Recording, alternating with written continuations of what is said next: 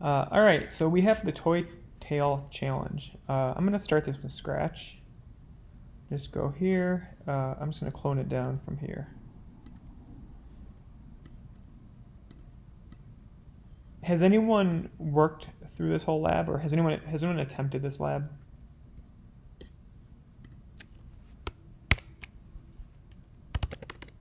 Let's see what we got a comment. Sid says not yet. Everyone's in the same boat. Okay. All right. I think it's fine to watch this before you attempt it out. I think there's value in both aspects of it. So if you have any questions, if I'm going too fast about what's being asked of us here, let me know, and we can stop and slow down. But definitely too, if like you don't understand why I'm doing something, don't take that for granted. Just voice up and ask me like, hey, why are you writing that function like that, or why are we, when we go to do a fetch, why are we including this object thing or whatnot? Whatever doesn't make sense. The value is not in me completing this lab. The value is us walking through this together, and then you guys stopping me when you want more clarification or more explanation of why I'm writing the code I am. Cool?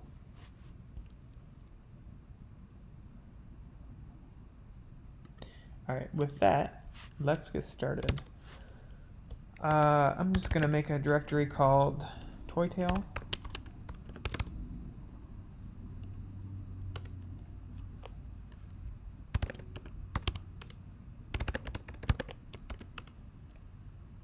And let's take a look at this. So we're in the toytail here. I'll open it up and see what we have for the code. So we have an index.js file, looks pretty good. We have a CSS file with some CSS already written here. Probably won't have to do too much or anything at all in this file. We have this index.html, which looks good. The README, which we get, and then we have this thing called db.json, right? And this is a file that what does this look like?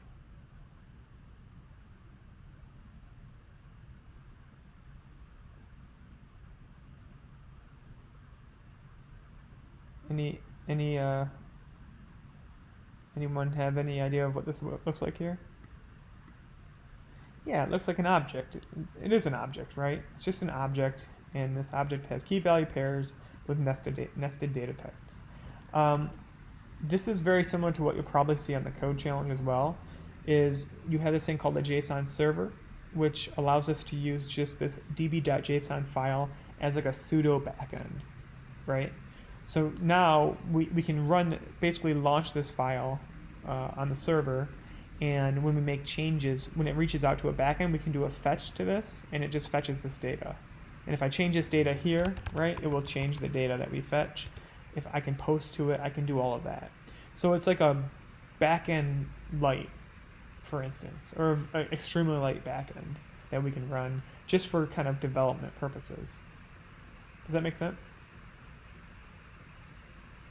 So you'll see when we make posts, and it's kind of nice because it's like you can more easily visualize what is in your database here. Because if we make a post and like, let's say create a new toy, it will show up on this file. Cool. So let's go through the README, and it tells us here, right, this server, create your server. And it says all of the toy data is stored in that db.json file. You'll want to access this data using a JSON server. In order to do this, you need to run the two commands. The first is npm install globally, which is this -g flag, JSON -server. So npm again is kind of the JavaScript equivalent of a of using gem or Ruby, right? Gem, bundle install, the bundler, and so forth. So if I want to install a gem package, I would say like gem rake or gem binding or gem pry, gem install pry. Same thing with npm, which is Node Package Manager, just for JavaScript. So I can do npm install, and the package it's installing, or the equivalent in Ruby would be the gem. The thing it's installing is JSON server. I already have it installed, but I'll run it again.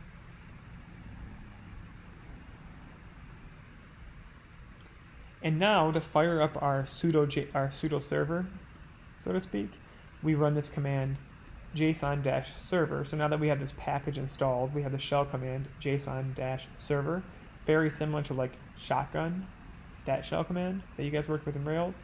This is json-server, and we have this flag called --watch, and then we list the file we want to watch.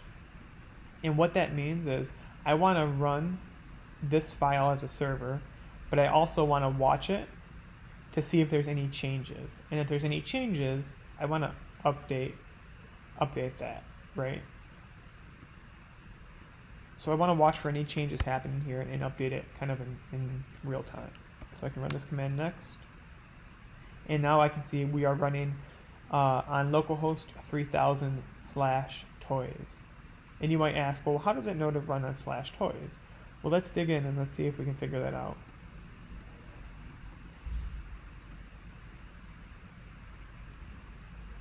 Let's see. In full disclosure, I'm not quite sure how it knows to look for /toys. Do we have it here as toys?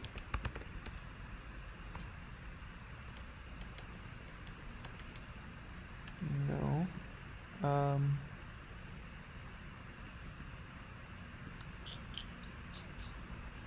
don't see anything here. Alright, so that might be something I want to look into later, is how does it... Oh, I know, okay. I think it's on... This is probably why here. It's going to /toys because that's what that first key. This is the only key here. So if I change this to like Nick's toys, I just change it to Nick toys, you can see it watched for changes and it automatically updated that. Cool? And this is just a small example. If you don't understand stuff, there's no harm or hurt in going and playing around with stuff, right? Like we didn't really know where that was getting that, but there's only so many locations in this file where it can get /toys from. And then we realized, oh no, it's this key was named toys, and then by changing it and resaving it, I just saw that it updated that. So that's the JSON server in a nutshell. It's extremely helpful and handy just to kind of quickly get up and running and test things out.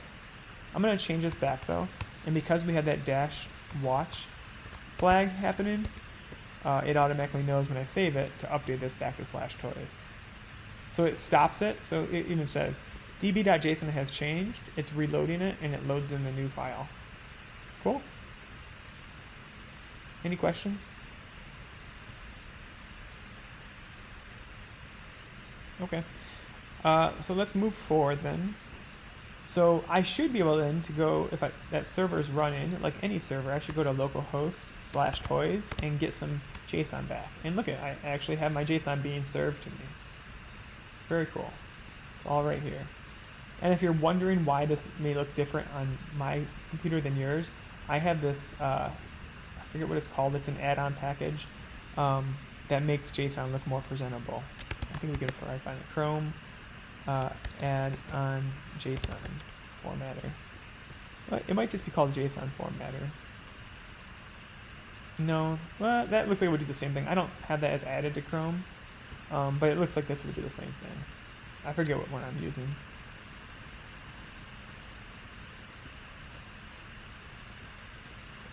Cool. So we can hit our JSON here, which is nice. This is being served up. Let's see what this wants us to do. It says this will help create a server storing all of our lost toy data with the restful route /toys. And we can also go to the show page if we do a specific ID. So if I look here, I also have access to do like 2, and I should get Buzz Lightyear, and I do. So I have an index and a show page. And I imagine I have I can post to it as well and patch to it. Alright, so it says, first thing we want to do is fetch Andy's toys. On the index.html page, there is a div with the toy collection, with the ID toy collection. When the page loads, make a GET request to fetch all the toy objects. With the response data, make a div for each toy and add it to the toy collection. That's asking us for a lot of stuff, and I think this is multiple things that we need to solve in different steps. But the first thing I want to do here, the thing you probably always want to start with is verify that you can do your fetch request correctly and you can console.log the response to your browser's console, right? So how would you guys recommend? Well, before we do that, let's dive into this index.js because we actually have some starter code they give to us, and we don't want to just assume this is stuff we don't have to worry about. Let's actually see what this is doing, right? The first thing is we notice is that we have event listener, this add event listener DOM content loaded. I don't particularly like to use this. I like using the defer tag because it makes things a lot less noisy. And I would recommend when you guys code, set it up in the way that you find most comfortable, right? You don't have to, you can personalize your code and how you set things up to an extent and how you organize stuff. And I kind of have my own thing, which you might have picked up on. For simple projects like this, I'd like to separate it out, putting my invoked functions on the bottom here. So invoked functions,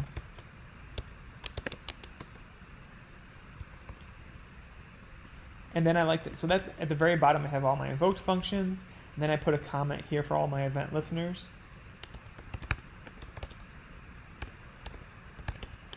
Right, and then I'll kind of figure out what I have. I think up top I usually like to do my variables.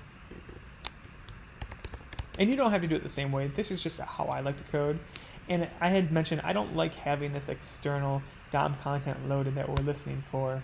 I can accomplish the same thing by just putting a defer tag on my script in my HTML. So I pull that out of there, and then I can align this. And so if we look at what's happening, okay, here are two variables. I'll put them up here along with this let. So we have that. I like to put my const here, but that's just getting really particular. And then we have this event listener, right, which I want to move down here. But what is this event listener doing? It's a click event. And it says, okay, there's a comment that says hide and seek with the form. And we have this add toy that we initially, this variable add toy that we set to false. And then if I click this event fires, this function runs. So it says add toy now equals the opposite of what add toy would equal. So if add toy starts on page load as false, and I click it, the first thing that happens is we reassign the value of add toy to equal its opposite. And the opposite of false is true. So now add toy equals true, and then we run this conditional saying if add toy, and we know add toy is true, so basically if this is true, and add toy is true, it runs this. And so what it does is it sets toy form container .style.display to block. Okay, what is toy form container? Well, it's this variable we define here, and it is using the query selector to define something with the class, right? See the period of container. So if I put a debugger here, just so I put it below where I define what toy form container is, I'll stop my program here, and I can see what this actually is on the page.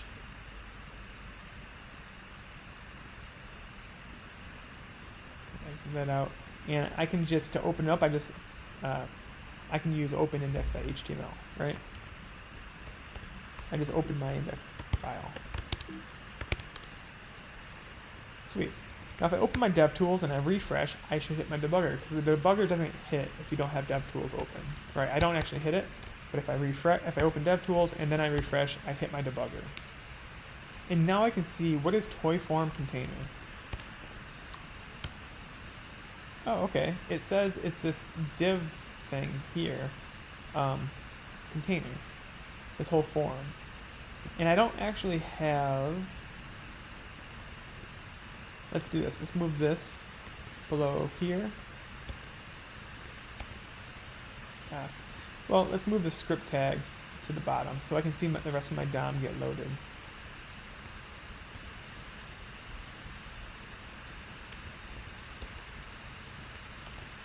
Okay, so now I can just see on the page its DOM's loaded in. It shows up on my page. And if I say toy form container, I see it. I don't see what it is, right? But I see it's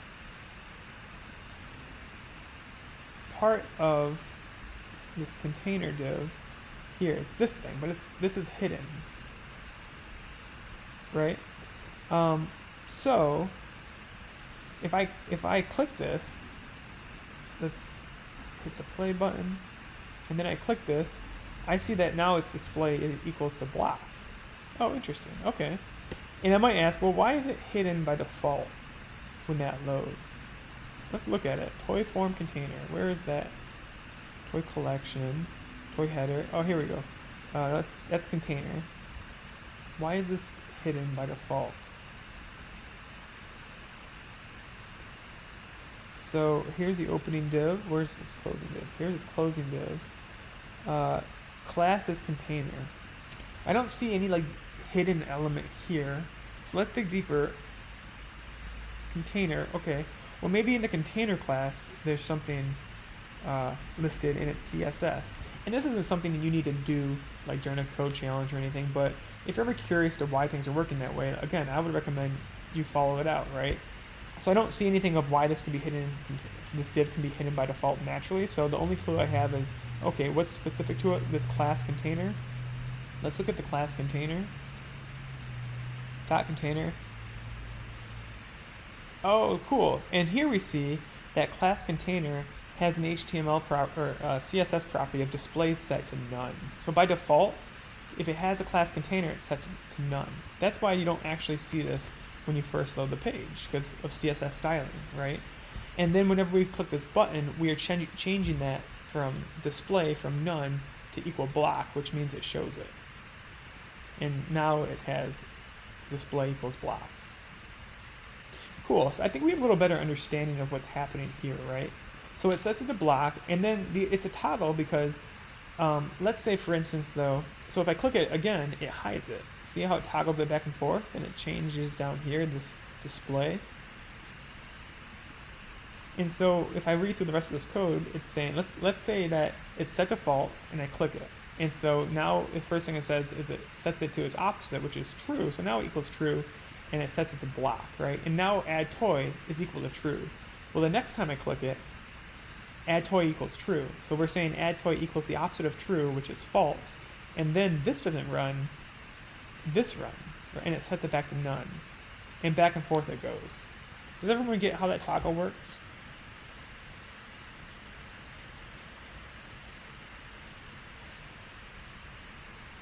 Yeses or no's in the chat?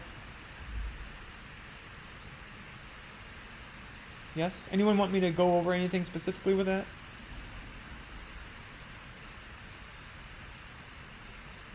Are you guys good?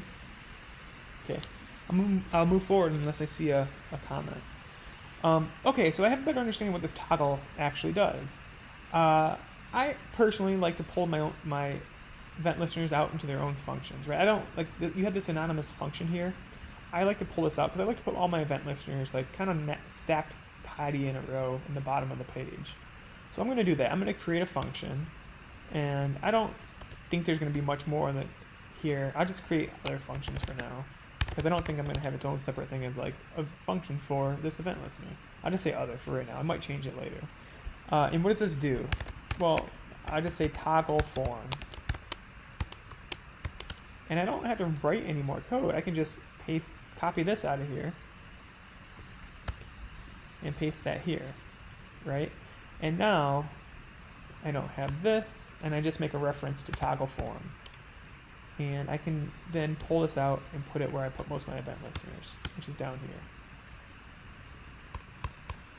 And let's just fire it up to see if it all works the same. And it does. And to go even further to like my customization, you have this if else. I might try and get like a little, for me, I don't like blocky if else. There's things called ternary statements, which means a ternary is as follows. You have the conditional, and then you separate that by a question mark. And if it's true, it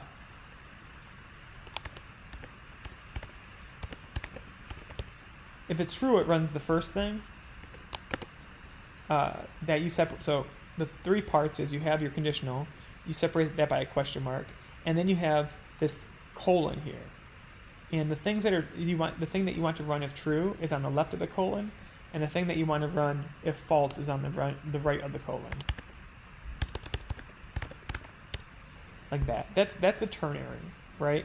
And if I just try that out in the console and write some normal JavaScript, I can say 9 triple equals 9. That's a true statement, right? And I put my question mark and say tis true. So it will return tis true if it is true, or tis false if it's false. And this is a true statement, so we return this.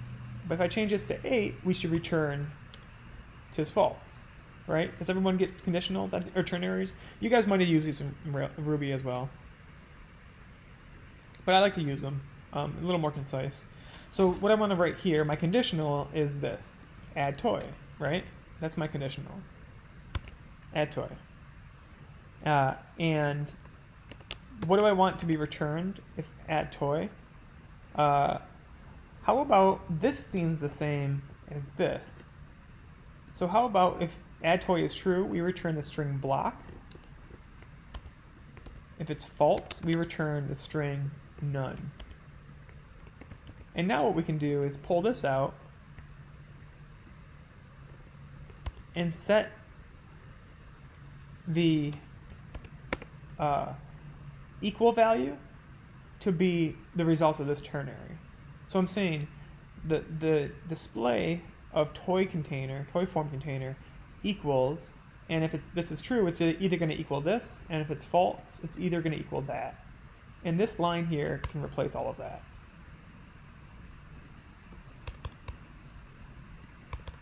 Any questions? So now if I try it out, it works the same way.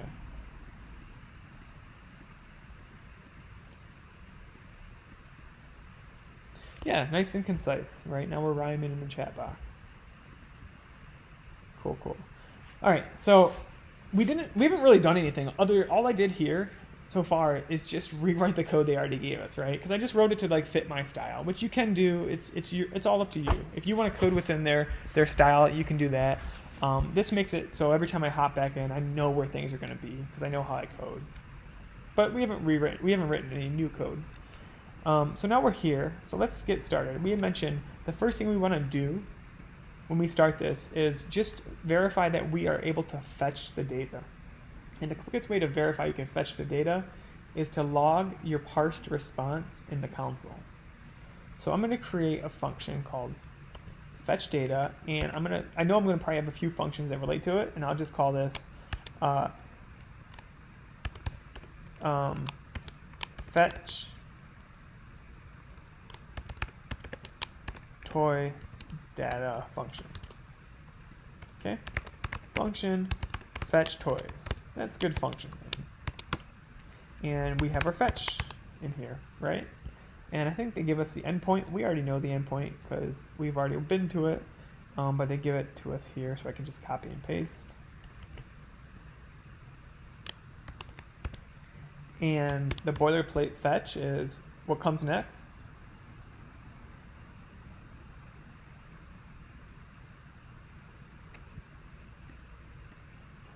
Yeah, you have your .then, right? This is, again, should be muscle memory. Your .then, where we kind of decided its convention, at least for this program, we're calling the thing returned from the .then a response, and then we are parsing that response using response.json to parse it. And after that, we have another .then, where now we have our data object. And this data object deals with toys, right? So I'm just going to call this toys data. And you'll notice I don't call it toy data because to me, internally, given the discipline of having gone through the program and getting confused prior to, I've had the understanding that if I call something toy data, that should just deal with data for one toy. But this is data that deals with a number of toys, and so I'm calling it toys data. Sounds funky, but I think you'll find this convention works well too. This isn't a hard and fast convention rule like Rails conventions. This is more of a program convention and honestly a little bit of a personal convention. So I said I just want to console.log that, toys data. And then the last piece of this boilerplate is the .catch statement, where I'm calling this an error and console.logging the error. And that's it. So we have our function defined. now what do I want to do with this function to try it out, or at least to see if it's working?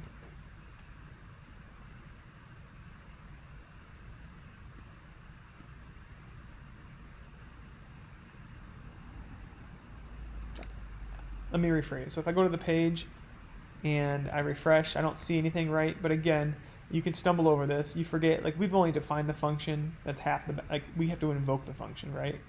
Which is why I have this invoked function segment down here. Fetch toys. Just got to remember to invoke it. I trip up on that a lot often too, where I do all the work and then I just forget to call it. And cool, look at that. We've console logged our toys and we have all the information here. So we feel pretty good at this point. We've gotten to this point, right?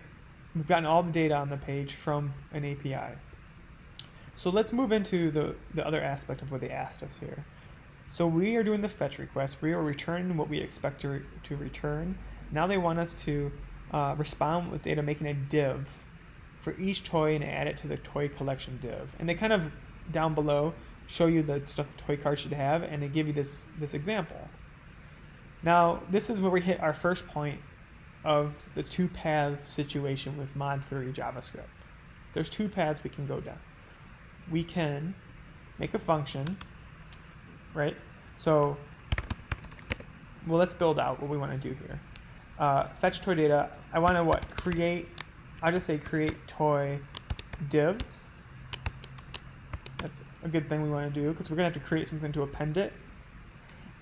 And this is another convention again that we have all this information. Toys data deals with a number of toys, and we want to create something for each thing, right? So the only purpose of this create toys div is to iterate over the toys data and pass the individual object or individual element information on to another function we're going to call create toy div singular. So I'm calling this toys data. Up here, it makes sense to call it toys data as the parameter in my function that I define. And then I can do a for each. And now I can call this thing a toy data. That's why I called it toys data here, because that deals with the whole collection. Now that we're iterating one of those elements, I'm just going to call toy data.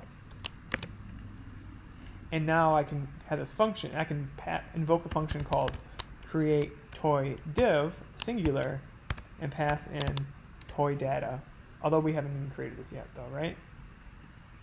That's all I'm doing in this function. And I can move on to this, create toy div. And it's going to accept something I call toy data. These don't have to match, but I want them to match because it makes more sense to me. And I'm just going to put a debugger here.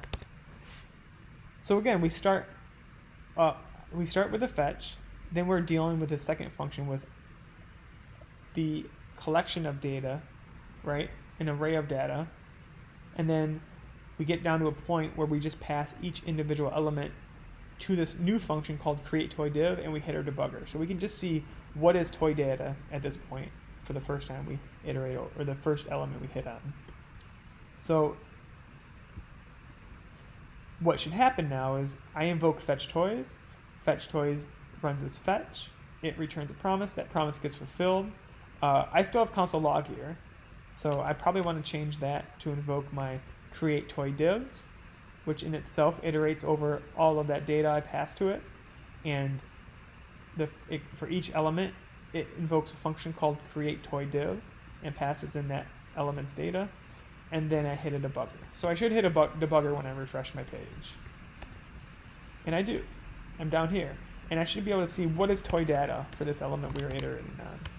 And I see it's the first thing, right? I'm just dealing with an object now. Cool? So now we get to the point of those. Well, first let me stop. That was a lot. I understand it was a lot. What questions do you guys have?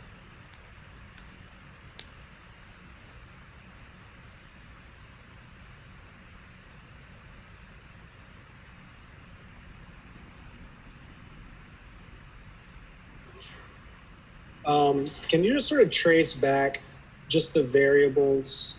So we have toys data moving into create Yeah. toy divs. Yeah, Yeah, just let's trace walk that back. through each area we have, and then Sid asks, should we always do this in three functions? No, not at all. You can do it any way you want. Uh, this is you don't have to do it in three functions. You could write it all in one large function. I will say though, the reason I break it up like this, and the reason I recommend you to follow these practices, is because it does allow you to see what's happening, the flow of the code happen easier. If I put all of this in one function, I could do this, right? Instead of calling this create toy data, I can just put an anonymous function here and define everything here.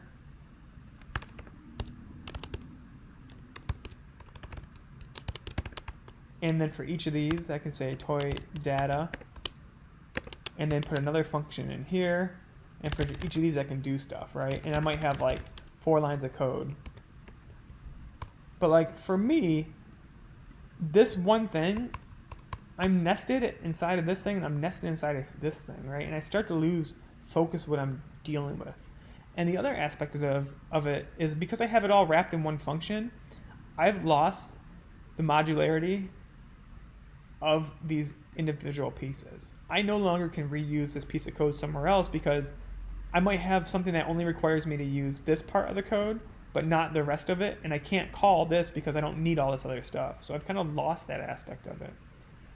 So because of that, I like to pull it out in its simplest pieces because it makes it much more easy to deal with, I think. And I would honestly recommend this pattern for you, especially since you'll follow this in mod 4 as well. We had a question, so that's speaking to what Div, or what Sid, yeah, I called you Div, what Sid wrote here. Should we always do this in three functions? Talking to what Alex had asked, can we break this down and follow what the data is as we go along? And for sure, let's just move this debugger around. First, I'm going to do this. If I want to do a debugger here, because I'm using ES6 arrow functions, I can do this one-liner like this. But if I want to put another step in, if I want to hit a debugger prior to calling this, I have to make it a two-liner. Actually, I might be able to just do a debugger like this. Let's see. I've never tried. I don't think so, because look, it's not even turning purple. But if I want to make this multi-line, I have to then use my bracket notation. And then make it 2 lines. So now I can hit this debugger and see what toy data is. So that's the first thing, is what is toys data? Let's start there. So if I refresh, I hit that debugger, and I can see, okay, what is toys data? And toys data is that thing we initially console logged, right? It's an array of all the toy objects. It's this. This is toys data. This array here, including that line. Does that make sense, Alex, so far?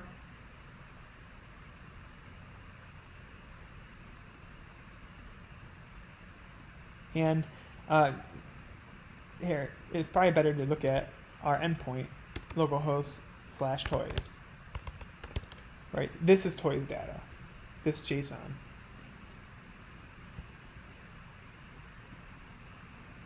So, Alex, are we good with that so far? Yeah. Mm-hmm. So we're good with what toys data is. It's an array of objects, right? Yeah. And each object contains toy data. So we're good there. So we've hit this step. So what we're doing is we are invoking a function called create toy divs, which we define right here, and we're passing that array of objects, right? Yeah. So if I put a debugger here, the toys data is the same thing.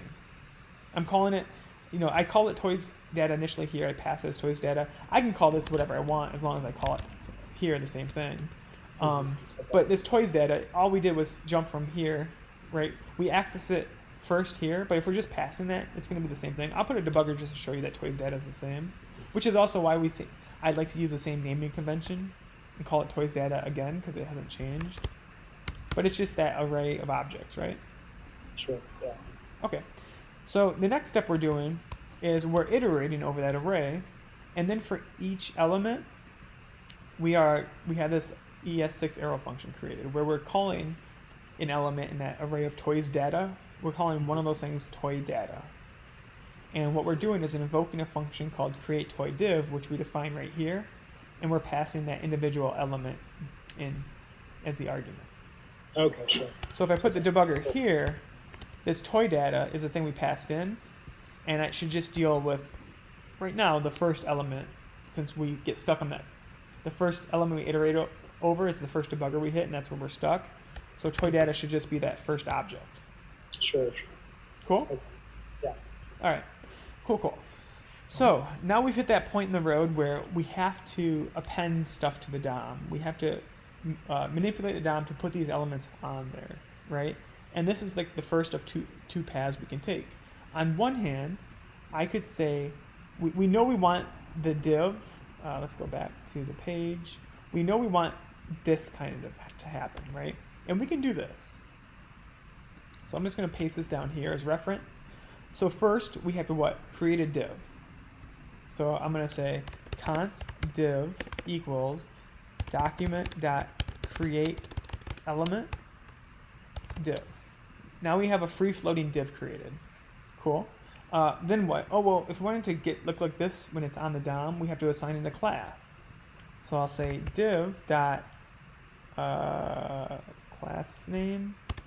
I'm going to have to look this up because I don't do this method much. How to assign class to node JavaScript.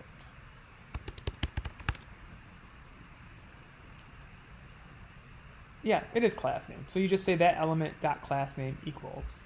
So, okay, I was on par. If you're wondering what this stuff is, I just had this, I'm still trying this out. There's this little add-on called grepper that like will search stuff through you and try to give you the best answer so you don't have to dig down deep. I'm just trying this out for now. I don't have enough experience with to recommend or not recommend.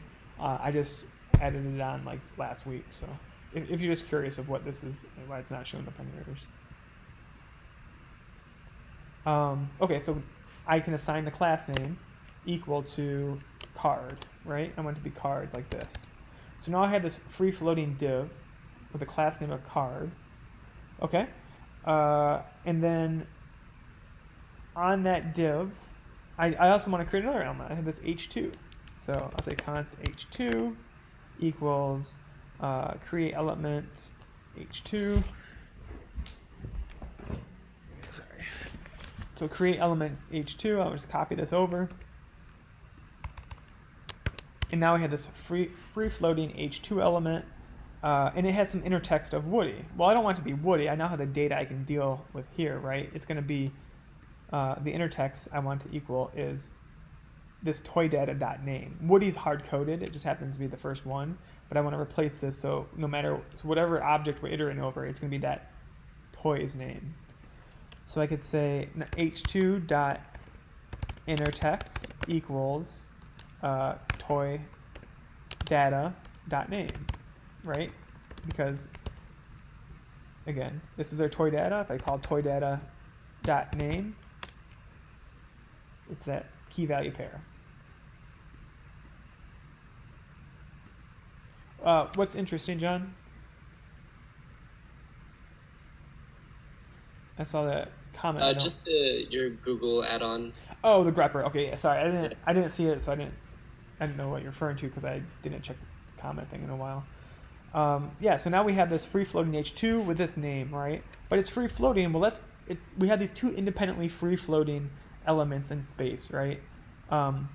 Think of it like we have this rogue h2, which is like a moon-sized planet, and we have this rogue Earth, but none of them are in our solar system. But what we can do is append the h2 to the div, so at least now we have this moon orbiting an Earth that is free floating out in the universe somewhere. I think that's getting more confusing. I'll move away from that analogy.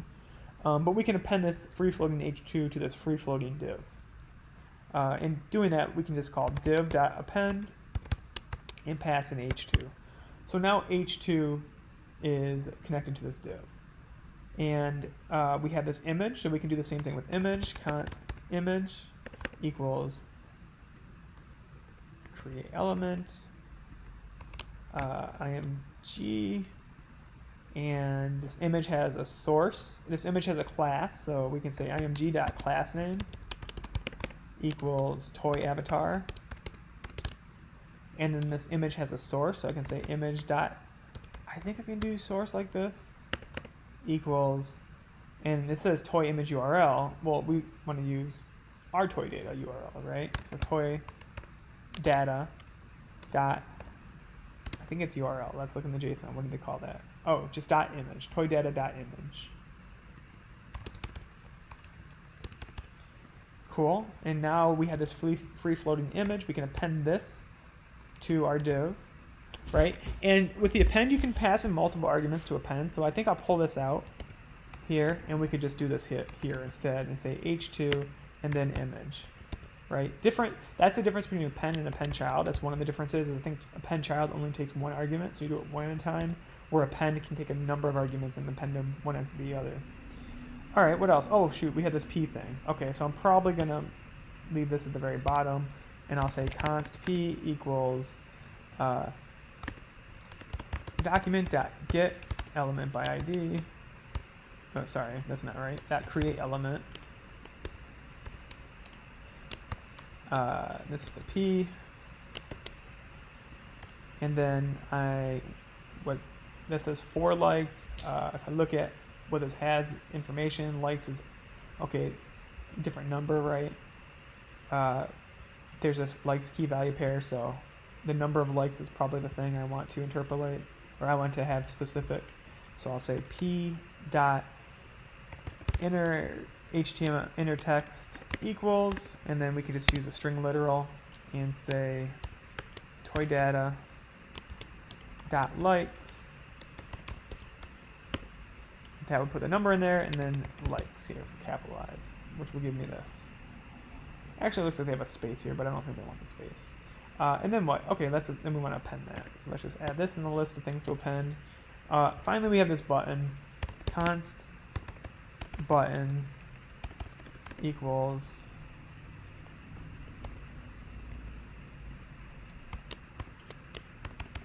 this, and then this has a class. All right, so let's do the class.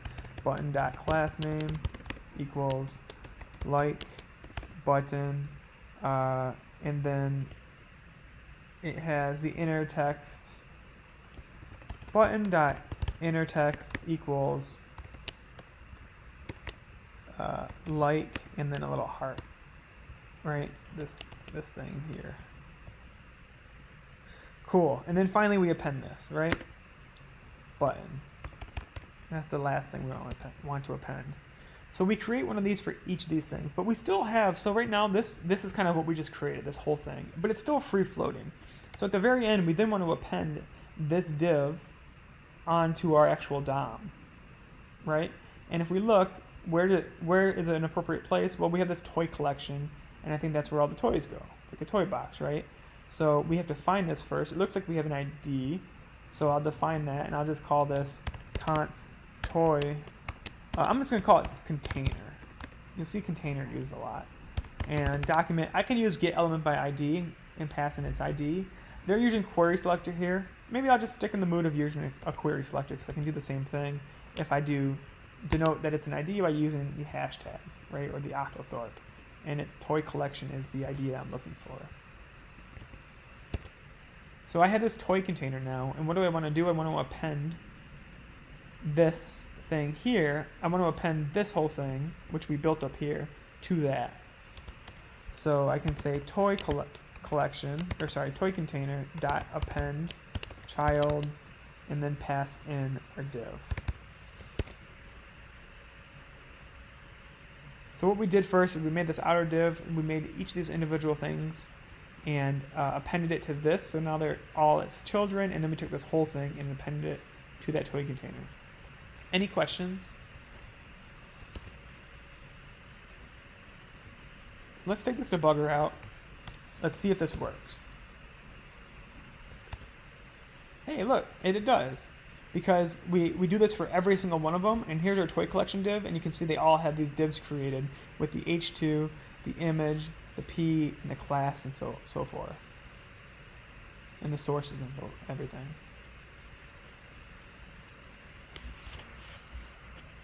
I'm going to briefly pause, because this is a lot of code, for questions.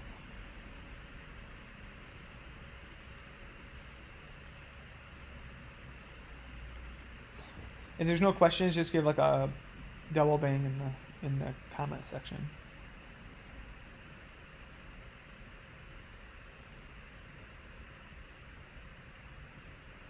Okay, no questions then.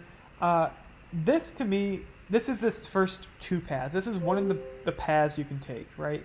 And to me, this is extremely cumbersome. This took a lot.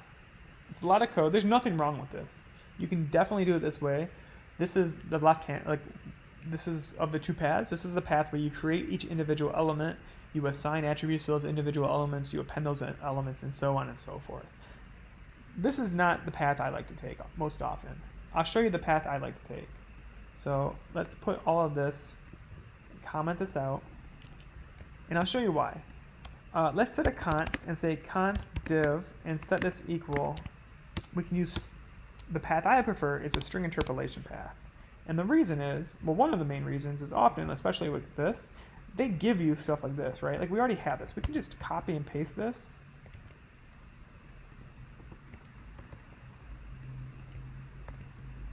And I just get my alignment right. And now I can just use string interpolation to fill this in, right? I don't have to do anything with the classes. I know this is actually going to be, and again, I'm using backtick, so I can use string interpolation. This is toydata.name. This here is toydata.image.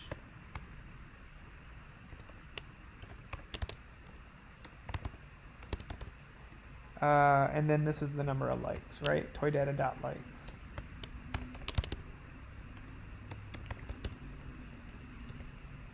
And then what do we want to do with this? Well, we have this toy container, and now we can go the inner HTML way. So we had to create each individual element way. Yeah, it's so much nicer. And like I've probably like this took us like 10 minutes to do, and I'm gonna do this in like with stopping and starting under 2 minutes probably. So I have my toy container dot, and I can just set the inner HTML. So we're saying, okay, this is that node you're calling toy container. Set its internal guts here to be equal to all of this, right? And if it's equal to this, well, that means it would reset every time we get a new card. So I don't want to just do equal. I want to do it plus equals, right? I want to concat for every card. So it creates this for the first one. It creates this for the first, and then the second one, and the third one, and so on and so forth. And then I just set this equal to div. And we're done. That's it.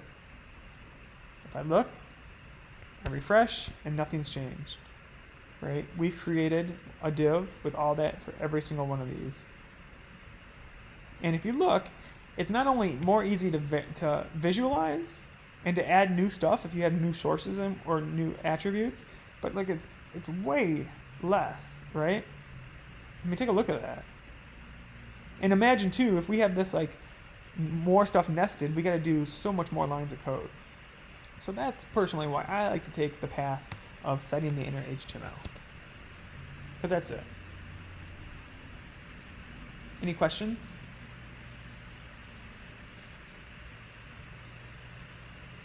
So we kind of have our three functions here and it doesn't always have to be three, right? But like you'll see this pattern a lot. The three functions: your fetch, you iterate, and then your specific thing. What would happen in job setting if you wrote it the first way? I honestly, I don't think anything would happen. I think they're both acceptable ways to write it, right? They're both fine. You might have. I don't know why someone would force one or the other. I don't think anything negative would happen. You're writing correct code. There's just two different ways to do it. So, yeah, I think if something happened to you in a job setting for writing it one way, I think you would want to reevaluate who you took a job with and who you work with. Yeah, that's a good way to remember the little pattern, like fetch, iterate, render. So maybe you call that like the fur method. Look at that, we're creating canon as we speak, the fur method. It's been canonized. But yeah, if you wanna fetch something and then you have a collection of stuff and you need to iterate, Like that is a good way to break it up. Fetch, iterate, render. Those 3 methods. And the cool thing is, because I have this now, I can like, use this in other spots. I might have, which we'll soon move into, I'll have a need to create a new card, and I can just, because I pulled all this out, I can just use this and not have to rewrite all this code again. So let's move on to that, right? Because I think we've kind of nailed this first criteria. Where right where I mentioned, add a new toy, and it says when a user submits the toy form, a post request is sent. Okay, they're gonna tell us a lot of stuff here. All I think we need to know right now, short-sighted, is that the user is gonna submit the form, and we want to find a way to stop our page and see if we can access the data the user filled out. Right? That's short term for right now. So we have this, if we open up the form, we have this form, right? If I inspect it, I can see this form is this whole thing. And it has what? Well, one way to identify it, it has this thing called class add toy form. That is a way to identify it. It's not as specific as an ID. And there's other things before it that could have the same class. So what I want to do, which is good practice, anytime you create a new variable set to a node, let's set it equal to toy form, and set that, if we use the query selector, I can use that since that's the method we're going with, and I would denote it as a class by a period, just like here. In the toy form, let's look back, its class was add-toy-form. So add-toy-form. And now what I want to do, let's just put a debugger right here and see if toy form is the thing we think it is. Toy form. Oh, cool. It is that form. It's not, we can't see it here unless I go through and hit the debugger, and then I see, well, now we're past the debugger, but it is that form, right? So I've identified that it is the thing I'm calling it on, that I think it is. Cool. All right, so we don't know anything. Let's just put an event listener, right? Because we need to listen for that when that form is submitted. So that's an event listener. So I'll add that to where I put my event listeners. Toy form.add event listener. And what type of event is this going to be? I'm looking to the comments to you guys.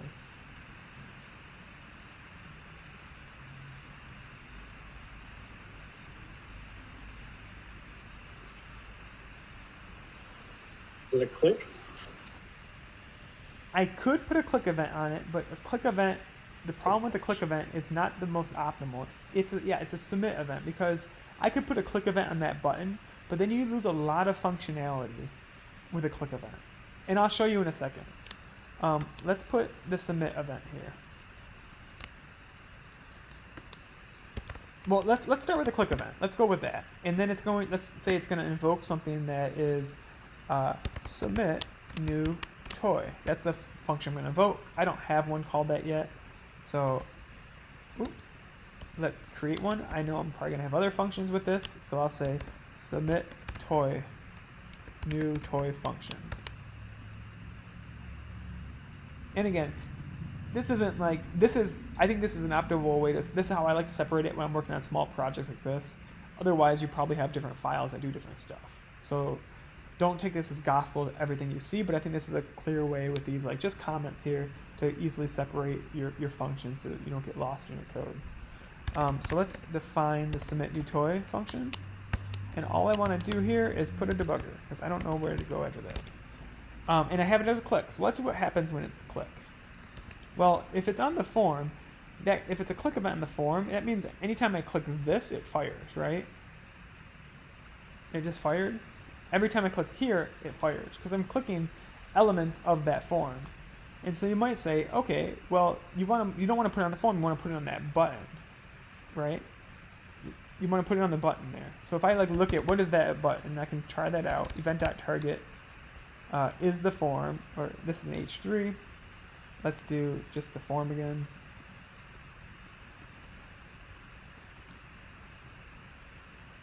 Let's just say parent element. I just want to get up to the form node again, which is that form, right? And you might say, okay, if you have that form node, then you could do, if you just want to put a click event on the button, you could put it on this input, right?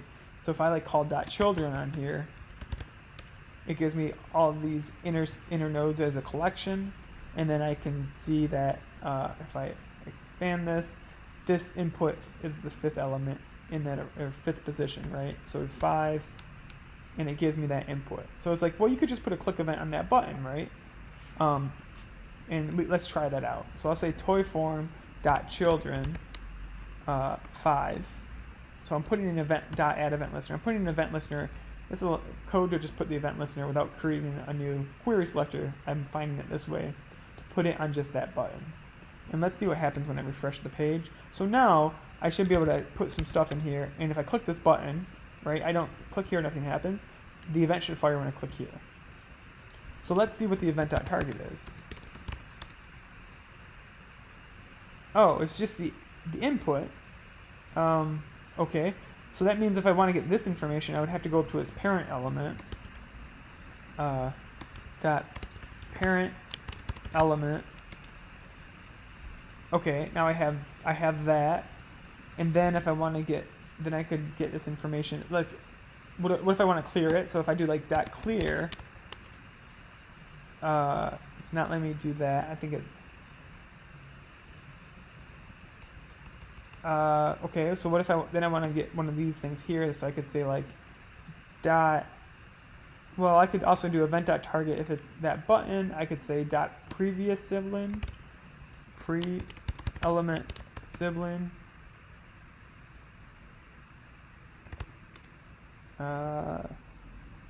Is it previous? Is that it? Previous element sibling?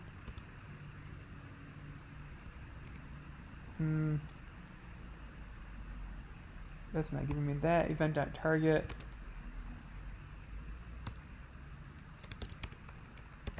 So let's see if there's a sibling. I don't think there is. Okay, so I got to go up to a parent element. Got parent element dot children.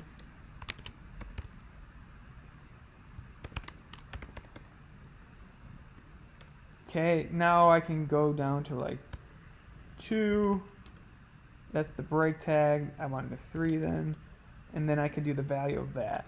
Like that's just more code. I mean, I lose a lot of the functionality of what a form gives you when I do the click event, right? And I kind of made that arduous, like on purpose, because it's not the ideal way to go about it. You can get to the same ends by using a click event, but this is something where you would probably be looked at and be asked, like, why is that a click event and not a submit event? Like, you took the long road to get to the same spot, right?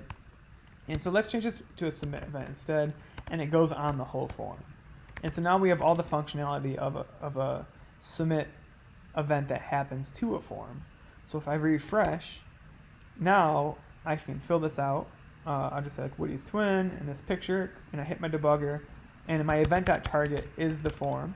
So I could do event.prevent default to stop it from refreshing, but I can also look at that form, and the cool thing is, if you have like the name attribute, this one equals name for the name of the toy, and this name one equals image for the image of the toy, I can use that name attribute to quickly get to that input. So event.target.name, and it gives me this one here. Just like event.target.image will give me this one here, because it matches up with the name, and I could just do like dot value. And that makes a little more sense, right? Event.target.image.value, that gives me this here. So cool. So let's do that. So the first thing with the form, if I take the debugger out, if I click submit, the first thing a form will do is refresh the page, right? It just refreshes. So you want to prevent that default action. And to do so, you can call prevent default on the event. Prevent default. And any questions with this event.prevent default? It's a method you invoke and call on the event.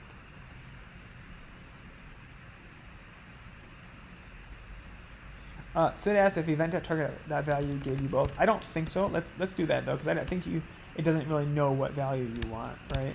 So let's see. If I say event.target.values, I don't think values is anything. I could be wrong. So that's undefined. Let's try value, and we get undefined because it doesn't really know what you want the value of. Yeah, good question though. So yeah, so let's put our event prevent default, and then again we said let's set the name. So I just say const name equals event.target.name.value, right? And then we can do the same thing with the image.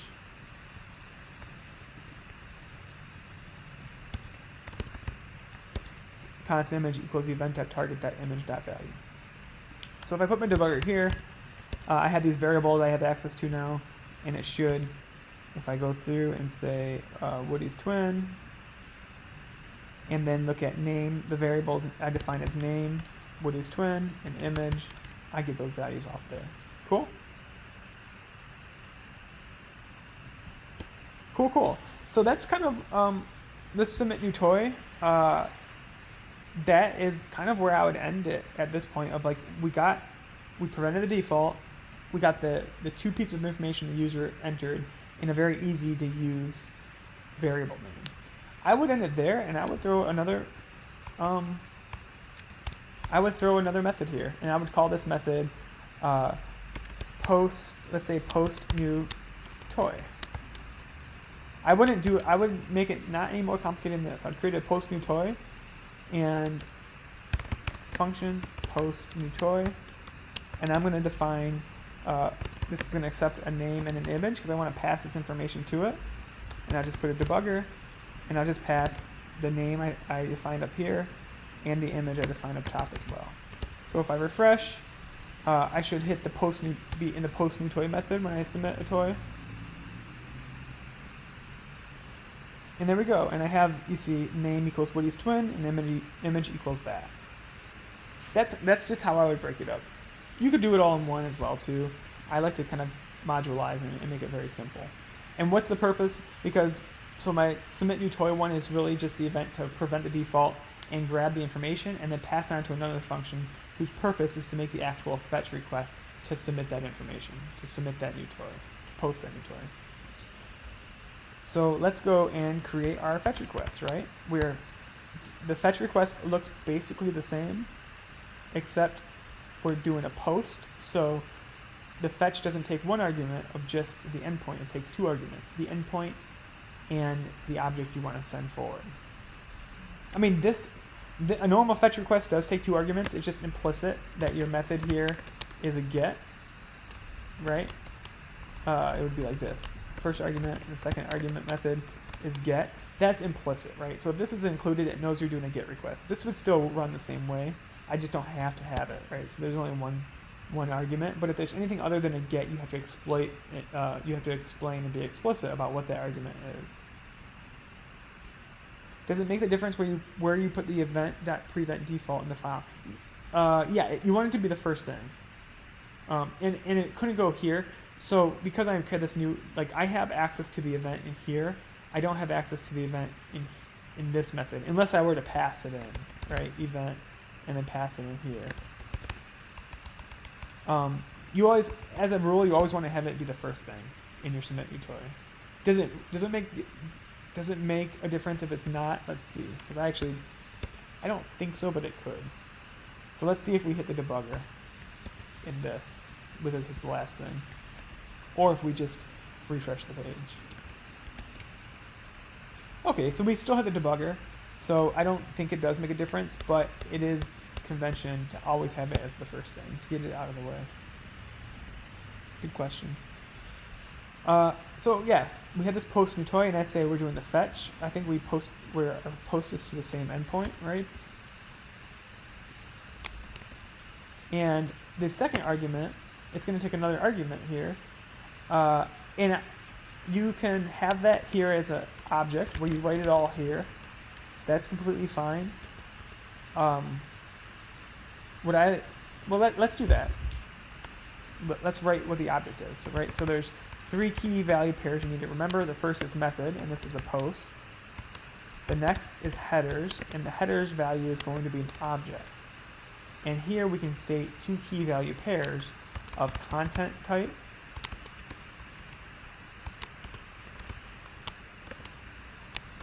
application.json, or excuse me, /json. And you might ask, okay, what is this content type application /json? This is telling the server, the thing that we're posting it to, is telling the server, heads up, no pun intended with the headers, but heads up, I am sending you some data, and its content is going to be in the form of JSON. That's what it's saying. I am sending you data, and it will be in the form of JSON. And the second one is accept. And that's saying, okay, I'm sending you data, it will be in the form of JSON, and I expect you to send me the thing I accept back, the response I accept back is also in JSON. So I'm sending you information that is JSON, and I want you to send me back a response that is also in the form of JSON. Does that make sense? And lastly, we send what's called like the payload or the body, right? And the body, we want this to be JSON, that we want it to be JSON, because we already said we're sending you JSON, so we want it to be JSON. And if we just send an object is not JSON, we have to stringify it. We have to turn it into a big string, right? Just like when we did our initial fetch, when that information comes to us, we have to parse that big string and turn it into a JavaScript object. When we're sending it back to the backend, we have to kind of do the inverse of that and turn it from a JavaScript object back into a big string. Cool? And we can use the method all JSON all caps that we call in the JSON class, and we can use the method .stringify. Stringify. And then we pass in what we want to stringify, the object we want to stringify, right? And the object we want to pass forward, well, what is the JSON, or what does the toy create? It's ID, which we don't worry about. The database will assign it. So just name, image, and lights. So we have 3 key value pairs, name, and we know what name's going to be. It's going to be this thing, right? Name, image, and lights, which if it's something new starting out, let's just set it to 0. Hard code 0 in there. Does that demystify this whole thing? Again, this is an argument. It's just an object, right? It's an object with 3 key value pairs. Method is post, headers, content type application/JSON, accept application/JSON. A lot of this is stuff you'll just have to kind of memorize, but if you look up the documentation, you should have some good references to use, especially in the code challenge. And then this third key value pair is JSON.stringify. We have to send, this is the body what we're sending, and it's going to be, we want to send a large string forward, but because an object isn't a string, we stringify it using the JSON.stringify method, and we pass in an object of what we want stringified. So it's going to turn this object into a string. So essentially into this.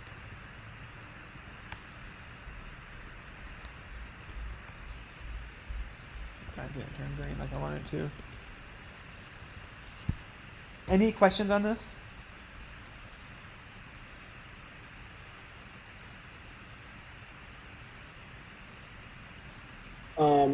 Okay, so this is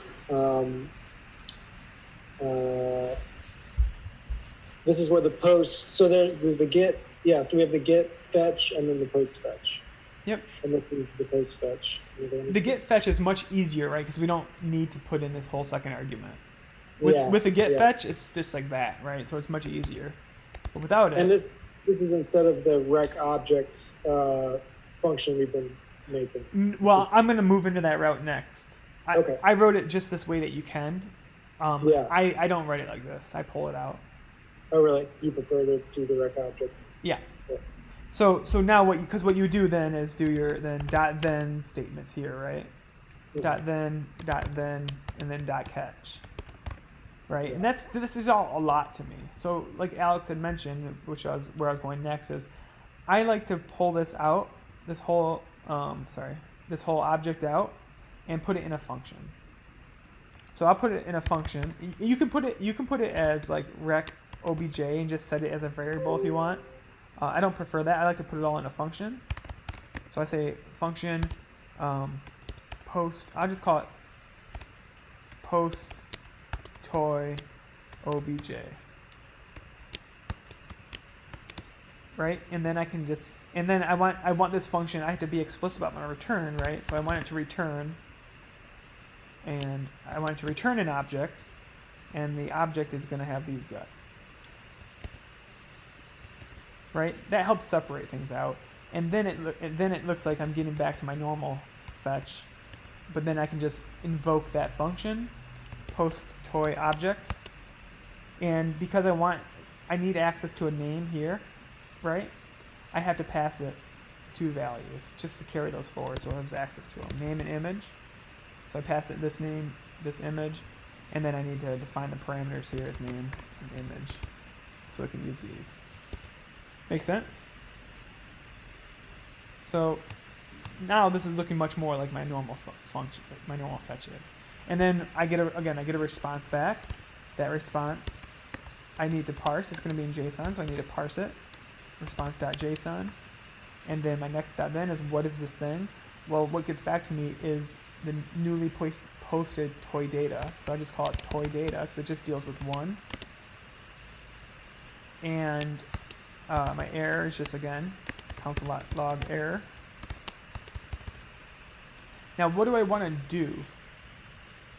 So let's do this. I'll put my debugger here. Any questions of why I pulled it out into its own function?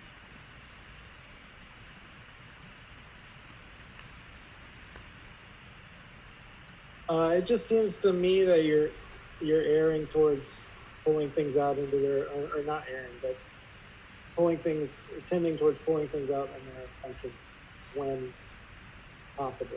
Yeah, it just makes it makes it more clean and simple to follow, right? Because I look here and say, okay, this is a normal fetch. This pleases my eye to see a fetch in this like situation here.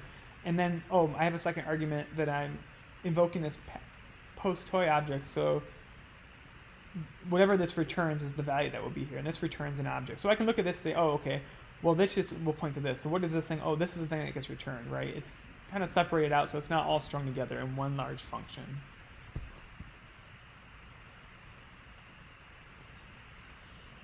I think this looks better than like that whole situation, that whole thing, right? This whole fetch, and then you have your .bins after. That becomes too much for me.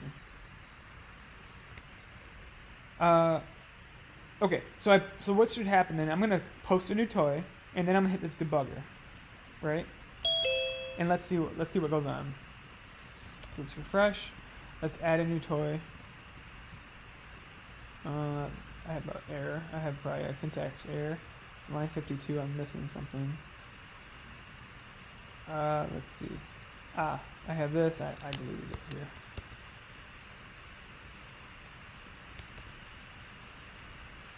.76. I might have missed a bracket. That's good. That's good. Toy data here, and then my fetch. There we go. That's there. Okay. Catch, and then I'm missing it here. And then one more. I think that should be it. Oh boy. Oh boy. There's ending there. This is ending that one. So open. I don't think I need this. Oh, I know what it was. I have.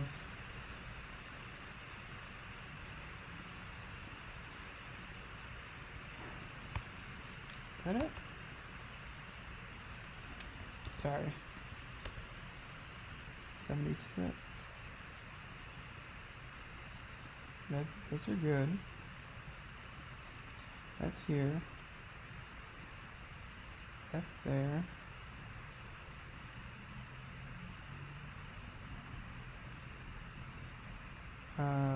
That catch is there and there. Must be this then. So here's that one. Here's that one. Return. Yeah. Okay. Didn't have my alignment there either. Thanks for bearing with me on that. I think I got it. Let's see. Okay, we're good. So let's add a new toy, and I should hit my debugger when I add it and get that response, right? So Woody's twin, put that in here. Oh, cool, I hit my debugger here. And what does it return? It returns back the created submission, right? Which I'm calling toy data. And it's that whole thing here. ID of 9, Woody's twin, all of that. What do I want to do? I see a comment. Oh. What do I want to do when I receive that? So when I submit new toy, I want it to save on the back end, but what do I want it to do on the front end? Yeah, I want to render it on the front end. So I have this toy data now is the thing I want to render. So I can use this toy data here to render, right?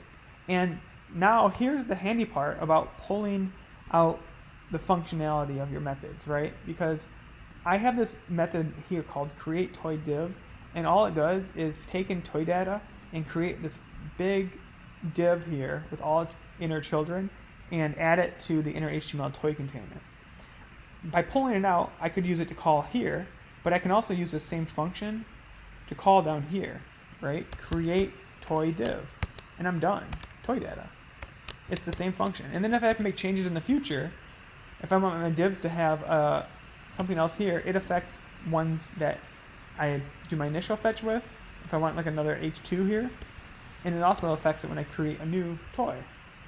So now if I refresh this, I did save it on the back end that first time, so I should have something called Woody's twin saved here, and I do. But it wasn't rendering on the front end dynamically. But now if I do one, I'll call this Woody's triplet.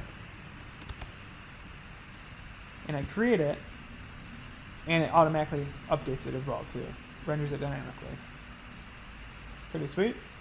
Any questions?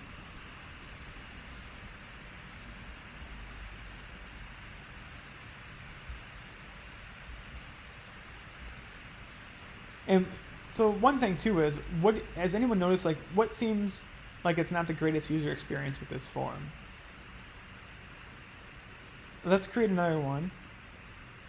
Okay, did we create one? Nothing happened. I'm gonna push this button a few more times and let's look. Holy shit, I've created way too many, right? Because we don't really have any feedback telling the user, like when I click this button, you've done your thing. Go look for them, right? What would be nice to happen instead of this? If you're wondering why all this happened, I just literally clicked the button like 7 times, 8 times. A message? A message could be one way, but what's even a more simple way when you submit a form and create something that you know you've done that thing? A show page? Not even that. More simple. Like, what if we just clear the form out? Of course. Right? And so I can do that. There's something you can call event.target, and this is another handy feature of calling the submit event on the form, is that you have a clear function, or I think it's called a reset function, that you can call on the form itself, right? And so what I mean by that is if I get this form, so document dot get element by ID. I think the form had, what was the form called? Oh, it's class. I'll just copy this. So if I get a hold of that thing here, this node, right? That's that node. I can call dot reset, and it resets it, right? So that would be cool. So if I'm calling this dot reset, if I have the event as a submit event on the whole form, my event.target is that form. So after I do my post new toy, I can just say event.target.reset. Cool. So now let's go through and try this again. Add new toy. I'll say Evo Woody.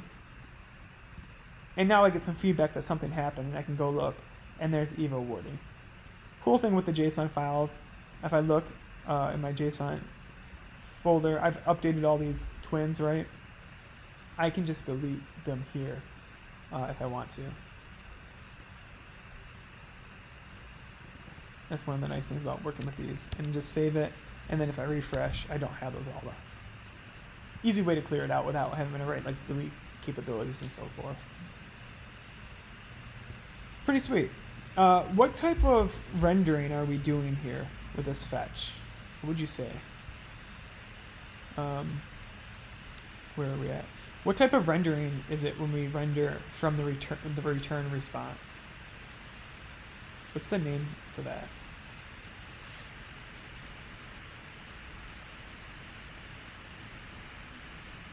Referring to dynamic? Well, it's dynamic. I mean, that's a name for it. But this is one of those two-path things again, where you have what's called optimistic rendering and pessimistic rendering, right? And I say that because I have why is it pessimistic? Well, the reason it's called pessimistic rendering is because I am sending my post request and I am rendering based on the data I receive back from the backend, right? And so if I instead if this doesn't run the way it's supposed to, like let's post this to 5, toys 5, I actually won't render anything. I'll hit an error instead. I'll console.log an error. And let's see.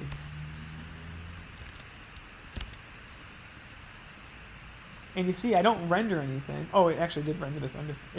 It did try and it didn't render anything, but it tried to create something from the response, and it console logged the error I got.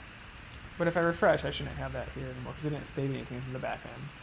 So that's called pessimistic rendering, right? I'm rendering something. I'm only going to render the data if it comes back to me from the back end. I'm being pessimistic that it's not going to go through. On the flip side, we could do what's called optimistic rendering because we have all the information necessary on the front end to render this, right? When I create a toy, all the information I need, I have just the name and this image, and I know I want it to be 0 likes. So I could, when I hit this button, just create a new card here with that name and image and put it at 0 likes, right? I have all the information necessary to render. Do you guys believe that? And just to show you, let's optimistically render.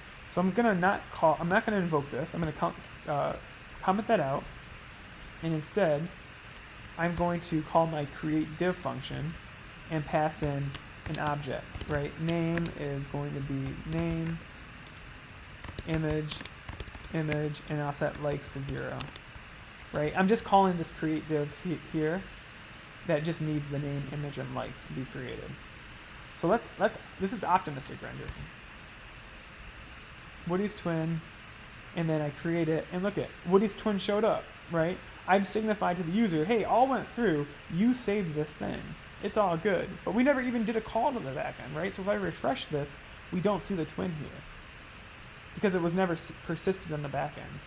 That's what's called optimistic rendering, and it's called that because I'm being optimistic that I'm going to show the user the successful thing that happens before I have any indication whether or not that submission was actually successful or not. I'm being optimistic that it's going to go through. And that's called optimistic rendering. Two different paths, and you might ask, well, when is it appropriate to use one or the other? Well, I think something for like saving a whole new user or a whole new toy, I don't think optimistic rendering is very appropriate, right? Because we're asking that user for a lot of information to fill out, and then we're showing them a success sign that they filled it out when they hit that, even before we know what they did.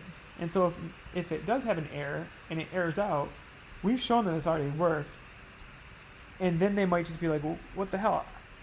It's working. It's on the page. Why is it going away after I save it? Why do I have to keep having to resave? I think that's asking too much of the user. So I think pessimistic rendering is you only want to indicate everything is A-OK if indeed it is A-OK. So pessimistic rendering for this whole collection would be appropriate. For something like a like, that's a little different story. I think you could make the case for optimistic rendering, right? Because if I hit this button and it goes to 9 likes and I refresh the page and it's back at 8, okay, I didn't have to take too much action, just hit the button. You would then use the error to be a catch on your error saying, hey, your like didn't go through. Even though it says 9, they've seen the error saying, hey, your like didn't go through. And it's less interruptive, I would say, or disruptive than something like the whole card not happening, even though we've shown it has already occurred. You could also make the case that you do pessimistic rendering for the likes as well. Those are kind of your choices as a developer. I think for this, though, we had mentioned we want to use pessimistic rendering here, which we are doing, right? Because we're only rendering data based on the return response. And then when we move forward, because I think we have to implement a like feature, let's just use optimistic rendering just so you get a taste of both of them. But is there any questions or any clarification on the differences between pessimistic and optimistic rendering? No, just now that you mentioned that, I can think about like a like, for example. I can think about different experiences and how they show up on the screen. I feel like I can sort of see that around the web,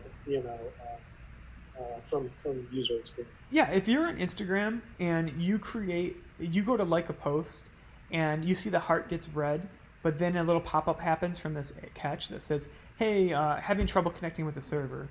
That's less jarring than if you then create a new image and your image gets posted to your timeline and then a pop-up says, hey, having trouble connecting to the server. You might be like, well, did my image go through or not? Right? Like that means more to you than just your little like button. Does that make sense? So with that, you might have optimistic rendering on the hearts and pessimistic on the images, like creating a whole new post on Instagram. Because, two, if you have a lot of stuff happening on your page, it takes some time. Async promises take some time, right? And with pessimistic rendering, you're dependent on the return of an async promise to render stuff to the page. With optimistic rendering, though, you're not actually waiting for that async promise. You're doing it before you even make the fetch.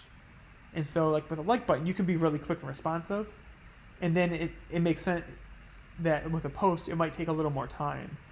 Rather than like, it could be more jarring if I did pessimistic rendering on a like, and I hit like, and it takes 3 seconds for that heart to get filled in. I might click it as user and be like, what the hell? And click it again in that time frame and unlike it. And now I'm waiting on 2 async promises because I made a fetch to post a like, and then I made a fetch to unpost that like. So why did it in the second case not go to the back end? Is that because of you calling it with the pessimistic rendering, you're calling it in the post fetch function, or you mean when I did this version of it, the optimistic rendering, why didn't it go to the back end? Yeah. Because I commented out the whole fetch request. Oh, sure. We were never even doing any of this, right? Uh-huh. I was just showing you that I had everything on the page to update and render that new card. Make sense? But it eventually would go to the back end, like in the cases that you're talking. If I made it optimistic rendering, I uncomment, yeah. If I could do this, I can do this and say Woody's twin here, right? Sorry, I have 2 things happening at once. No, it's like, I mean, I take your word for it. No, that's okay, because I'm creating this div here. Oh, so I have this 5.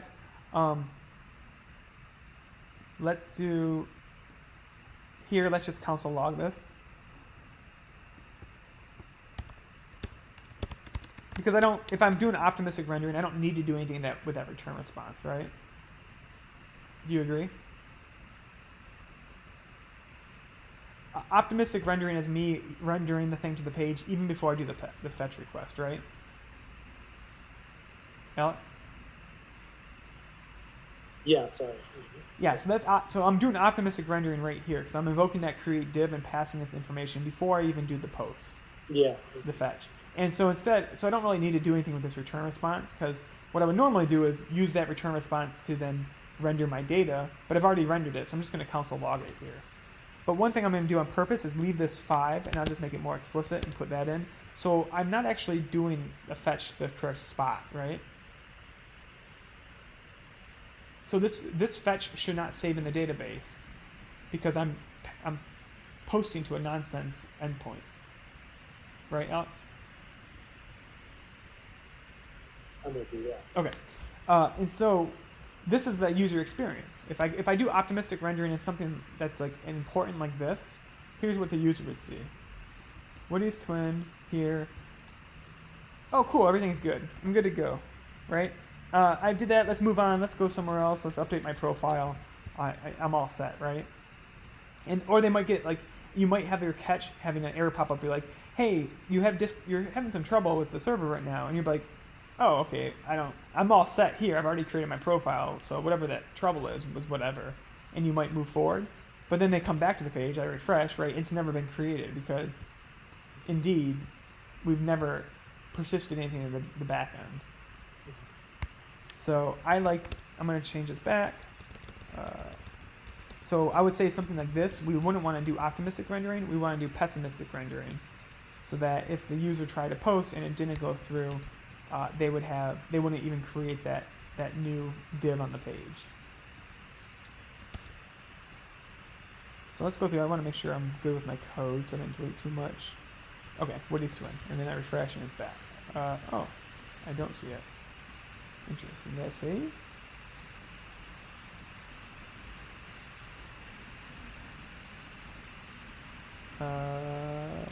Let's see. Let's try this one more time. Oh, it might have been because I didn't have it refreshed. So Woody's twin.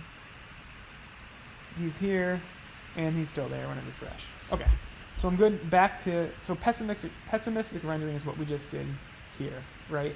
And short term, that just means we are using the return response from the fetch request to render our stuff to the page, right? We're creating this create toy div and passing that in. All right, let's go to the last piece they want us to work on, which is increase a toy's likes, right?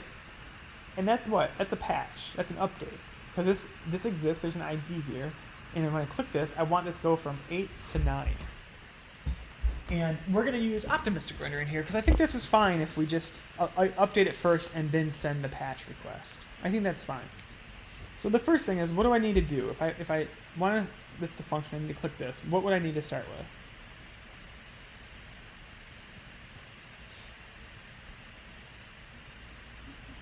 What do you guys think? What's the first thing I would start with in my code?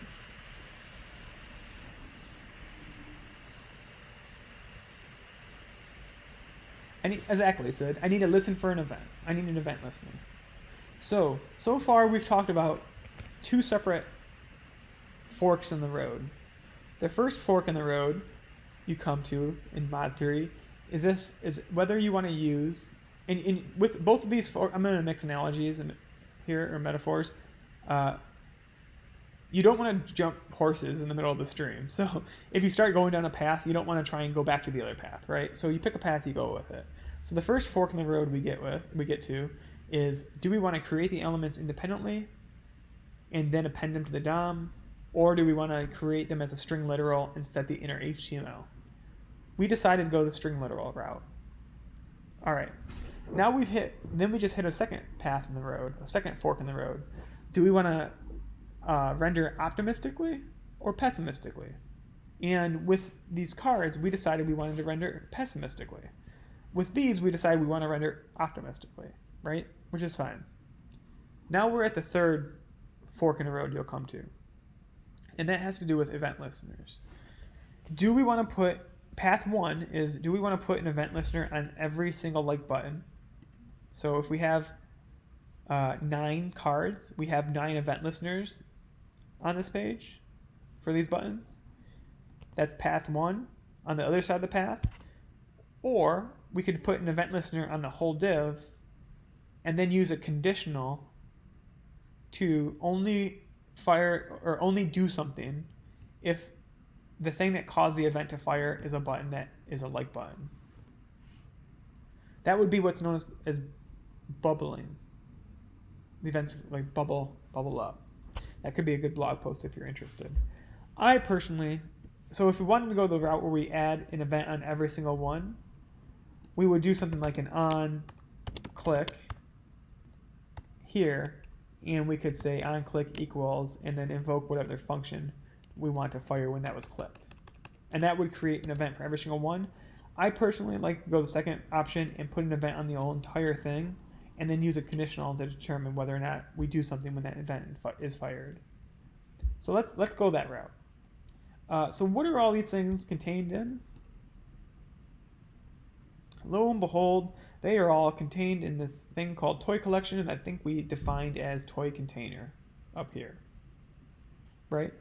So its parent that holds all these cards, I'm going to put the event listener on that. Cool. You might say like, well, why don't you put it on this, like the event listener on the div? Well, you could, but then that would only pertain to this one. So this like button wouldn't be included. It would only be this like button because it would only fire if you clicked anywhere on this and not over here. So we want to set it on the whole container that contains all those cards, right? Which is this thing, which I'm calling toy container. So I'll go down to my event listener and say toy container dot add event listener.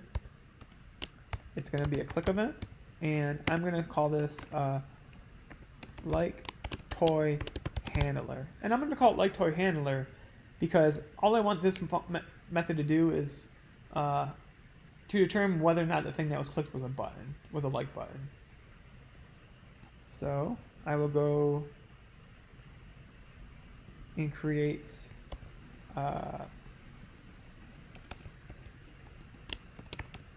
like toy functions. Some room for me to write some code, and then I'm going to create that like toy handler. Like toy handler, and just put a debugger here, right? First step when you don't know what to do. Sweet. So if I refresh the page, anytime I click anywhere in this whole div or in this whole container, it should fire. So if I click here, it should fire. It is not. Let's see. Did I save? I spelled click wrong. That would be the issue. Look at that. Good feedback from it not working, but I checked, and that's the key. I didn't have much to look for. Refresh. So if I click here, it should fire. It does. I hit my debugger. What was the event.target? Okay, it was this div. Makes sense. If I click this image, what is the event.target? It is this image. I only care about what? If the thing I click is this button, right? What's the event.target here? It's a button. And I can look and say event.target, what's the tag name of that? Oh, button. So I can set a conditional based on that, right? If I say event.target.tagname triple equals the string button, that's a true statement, right? If I put that same thing and click here, that's a false statement. So I can set a conditional based on that. And you might ask, okay, well, this is good for things where you only have one button, but what if we had like a like button here and we had a delete button here? How would you do that? Well, I would just change the criteria of my conditional to what is specific to that button. So if I had a button that said like heart and this one said delete, well, what's specific? Well, I would probably change that to the inner text, because the inner text one would say like heart and the other one would say delete. So if I do inner text, nothing. This is the difference between inner HTML and inner text. Let's use inner HTML again. One of the differences is nothing. So let's try text content. Oh, this is all because I clicked the image. Okay, hang on. Let's try it again and click this. Inner text should work now. I get like heart, right? So my conditional, if I had more than one button, could be something like this.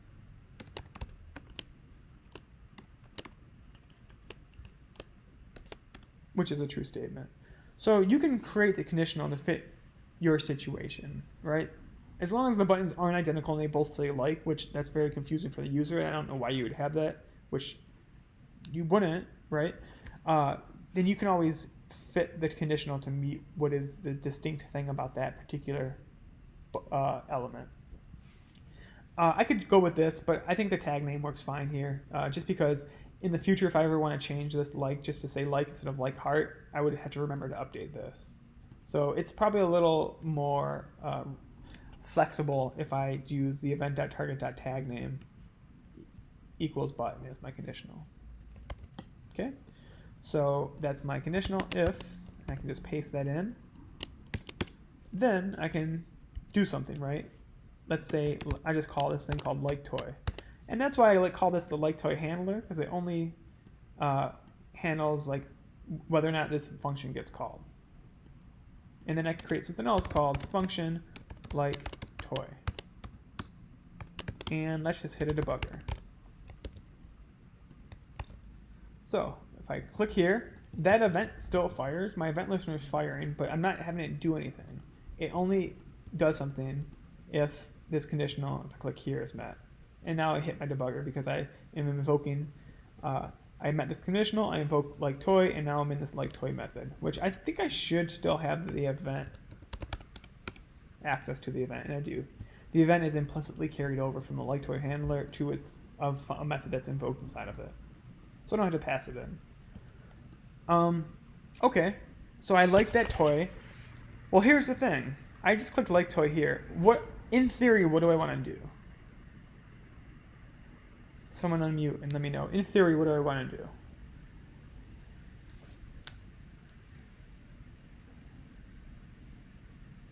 Would it be update the back end and then the front end? Yeah, in theory, I want to update the instance on the back end that has the ID of the thing I clicked on, right? So if like this, if this is ID 1, 2, 3, 4, I want to send a patch request to what? To toys/1, or if this is 3, toys/3, right? I need to patch, just like our routes are still the same. It still likes :ID. So I need to, in theory, I want to send update the element that has the ID of the thing I clicked on, right? Sid? Yes. Question is, where do I get the ID of the thing I clicked on? How do I know what ID this is? How do I know Mr. Potato Head's ID in the database?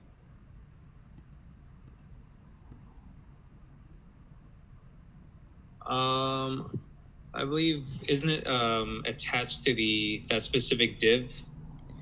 Well, through, well, let's look. Let's data? inspect it.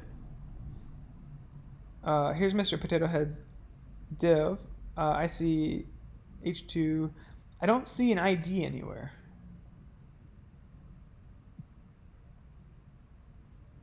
Anyone else have any ideas of where do I get the ID?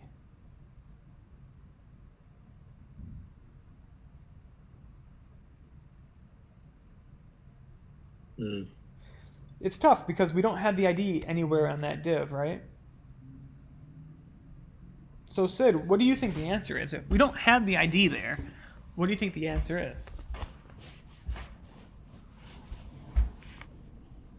Remember, we have a lot of power. We're JavaScript gods in all of this, right? We had the power to do whatever we want. Only your mind shall limit you. So if we don't have the ID in the div, what could we do? We have a comment. Let's see. Create one. I'm gonna lean on. I'm gonna assume you don't mean create an ID, and I'm gonna say correct, Alex, in ways that we can create the div with the ID, right? We are creating these divs in our initial fetch, are we not? We have code that creates these divs, right?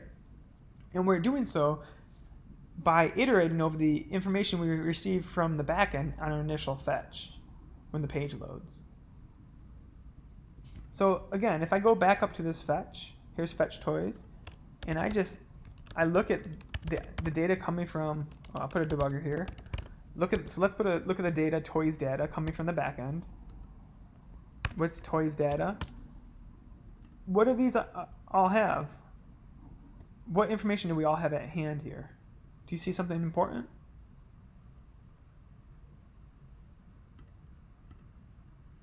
The ID. Yeah, the ID, right?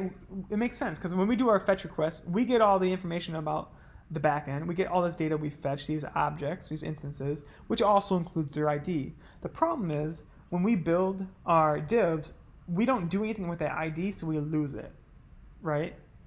Because we don't actually do anything with it. We have name and image and likes available because we put it onto the div, but we don't do that with the ID. And you might think, well, let's just do that with the ID. And to that, I would say, good thinking. That's what I would do too. We want to keep that ID associated with this div somehow. And there's a lot of different ways. I mean, the easiest way I could just do like the laziest. I don't want to call it laziest way, but like the least optimal way. I could just do this.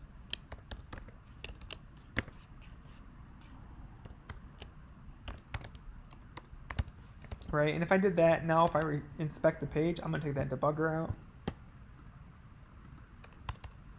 But if I inspect the page and look at an element, and I look at Mr. Potato Head, and I look at the div, I see, I mean, I can even look on the page, right? It tells me the ID of all of them now. Okay, I could do that, and I could just pull that ID out, right? However, we probably don't want to show the users this ID. We probably don't want it sitting here, right? Like, we don't want to have that information displayed. I mean, it's not like critical information, but it just doesn't make sense to be listed on here. Kind of, they might be like, well, what the hell is this ID thing? I don't get that. Why do they have that there? So we could do that.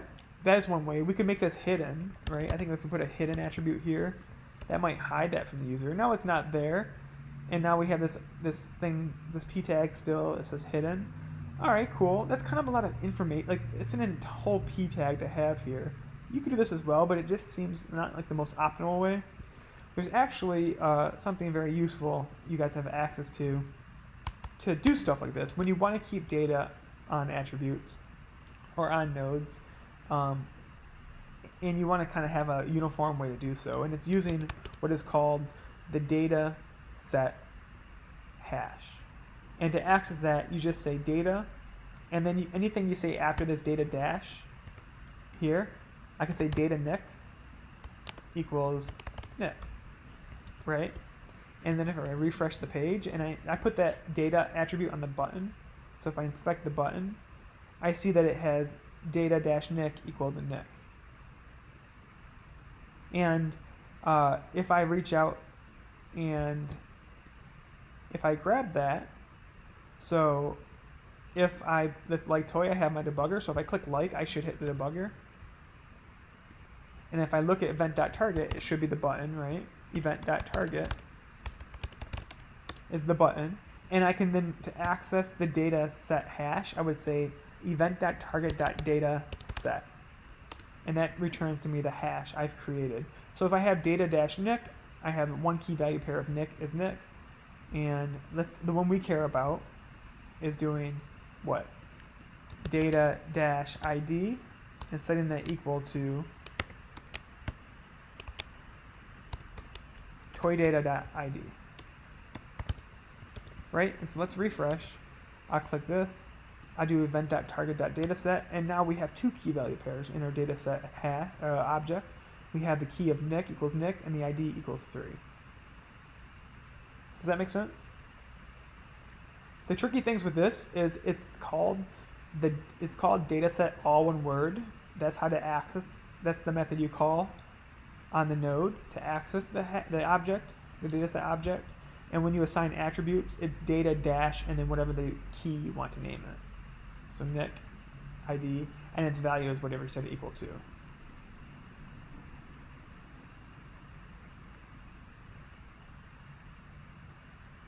You guys feel good with that? Yeah, that makes sense. Awesome. Okay. Well, we don't need this nick here. We'll get rid of this. And let's just refresh, and let's see if we can access this now. Right?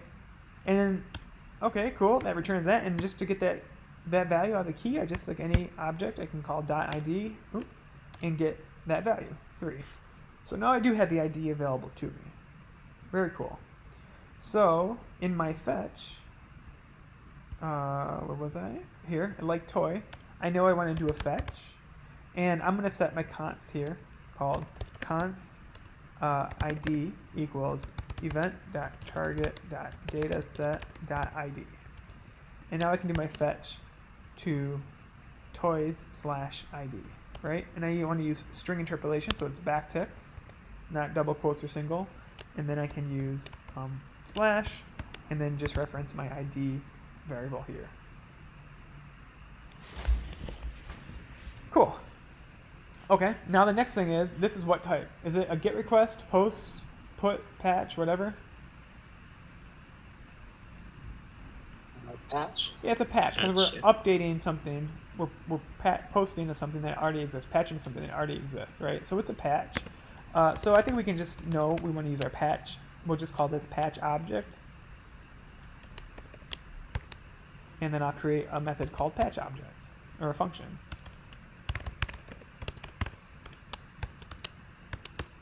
And what do I have here? Well, do I still have the debugger? That's a good question. Do I still have the debugger here? Let's do that. And let's hit like, which we should then hit that. Or I say, do I still have the debugger? I meant to say, do I still have the event? I don't actually know. Oh, cool. I actually, the event carries through, so I don't need to pass. If I have the event, then I can find a way to get the likes here, right?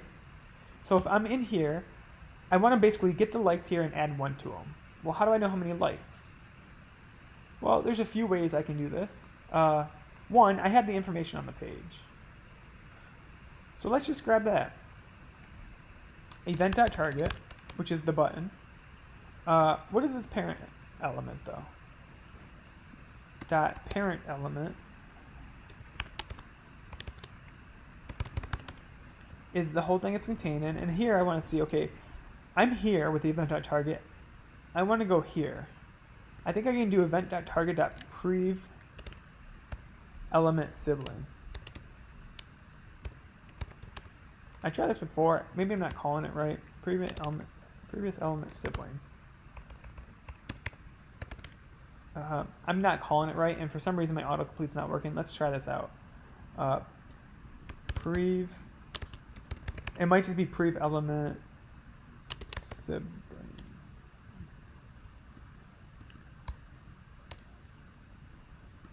Oh, I was saying prev element sibling. Looks like it was previous element sibling. That's probably why. Thanks, Google. So let's try that again.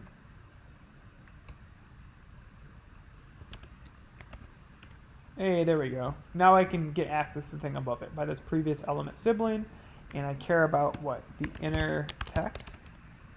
And I don't care about all this other garbage, I just care about what's here, right? But the thing is, I could do this,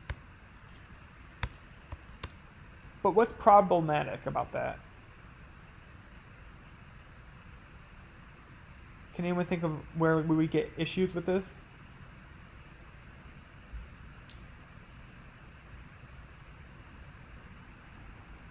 Let me ask this. What happens if instead of 3 likes, Mr. Potato Head had 22 likes? If I just took the first thing here, what would the number be?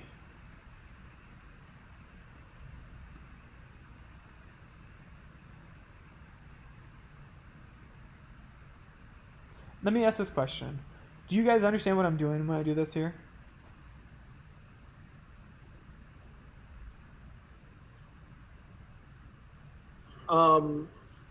Yeah, so 0 is, I mean, can we see that div again, I guess? Yeah, well, don't worry. It's not so much the div. It's this. The inner text is this string that says 3 likes, right? And just like an array, if I use 0, you're accessing the 0 element. If I use bracket notation on a string, I'm accessing that character position. So if I had a string called apple, right? And I called 0 on it, the first character is A. The second character is P, right? Third is P as well. Fourth is L. Fifth is E. Or Sure. sorry, fifth, but fourth in computer speak is E, right? Yeah. So if I So had if you this, have multiple characters, then you wouldn't be able to. yeah, if I had this thing called this string called 3 likes, if I do the 0 element, damn it, sorry. If I do the 0 element, it gives me 3, which is good for here. But if I had 22 likes, it wouldn't give me 22, it would just give me 2, right? Yeah. And if I use like that, if I use this plus equals 1, I would change it from 22 likes to 3 likes, which isn't what I want. So we had to look at ways to be a little more creative and make our code more robust. And the thing is, what's the thing that's constant no matter number of likes? Number of likes is not constant, right? And the digits of those likes is not constant. But what is?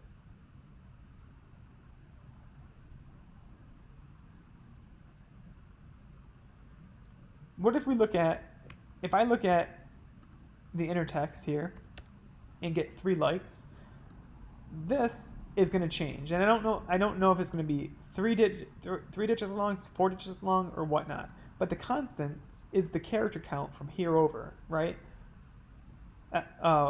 likes in space. So 1, 2, 3, 4, 5, 6, 7 characters. Those 7 characters are always going to be constant, how I have it set up now, right? So instead of this, if I were to slice off the last 7 characters and just take everything after I slice off space likes, that should leave me with the whole entire number. Do you guys get that? And you might ask, okay, what does slice do? So we can talk about slice right now. And actually, real quick, I think I can do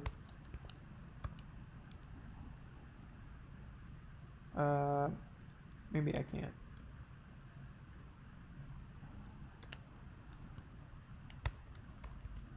Okay, so you might ask, well, what is slice? So there's a method called .slice that just creates a copy. .slice, it just creates a copy. Looks exactly the same, but you can pass in arguments. If I say .slice and I say 0 to 2, I'm saying give me a copy of everything starting at the 0 position and ending at the 2 position, and I get 3 space, or ending before the 2 position. If I say 0, 3, I should get 3 space L. Right? If I say 2, if I just say 2, I should get everything starting at 2 and going to the end. Cool? I think you can also do negatives, though. If I do -1, I get just the S. So starting from this side of the string, so if I do -1, if I do negatives, I'm starting from the opposite end. So .slice, so -1 just gives me this. But I could say negative, so if I want to slice 0, 1, 2, 3, 4, 5, 6, let me see. So if I say 0, -1, that gives me 3 like. Don't want that. I can do negative. How do I want to do this again? -1 to -4, 5. That would give me. All right, sorry, I'm thinking here.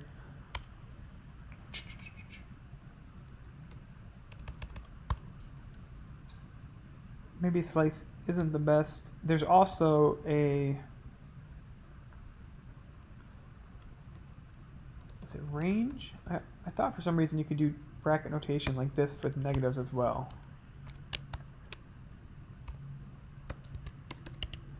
This might be Ruby. Yeah, that's Ruby. I think it's still with .slice. I think I'm just not seeing it. So if I want to start at 0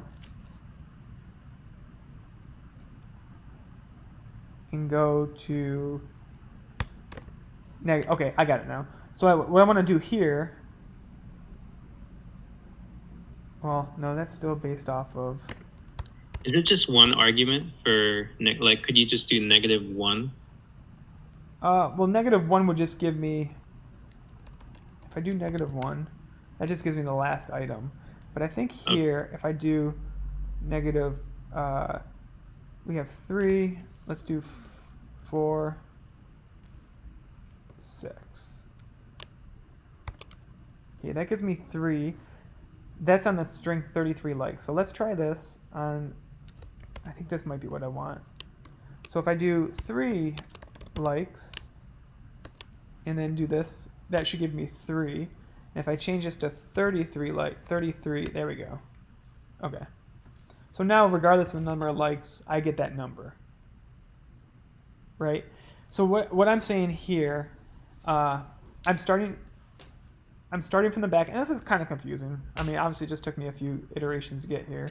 But I'm starting from the 0 position. I'm saying give me a copy of everything starting at this 0 position and ending at a space that is -6 is -6 characters away from the right side of things. Right? So if I go 1, 2, 3, 4, 5, 6. And I know that's that space likes, which is always going to be constant. So I'm saying give me everything from the 0 position and ending and removing the last 6 spaces, essentially. Do you guys get that?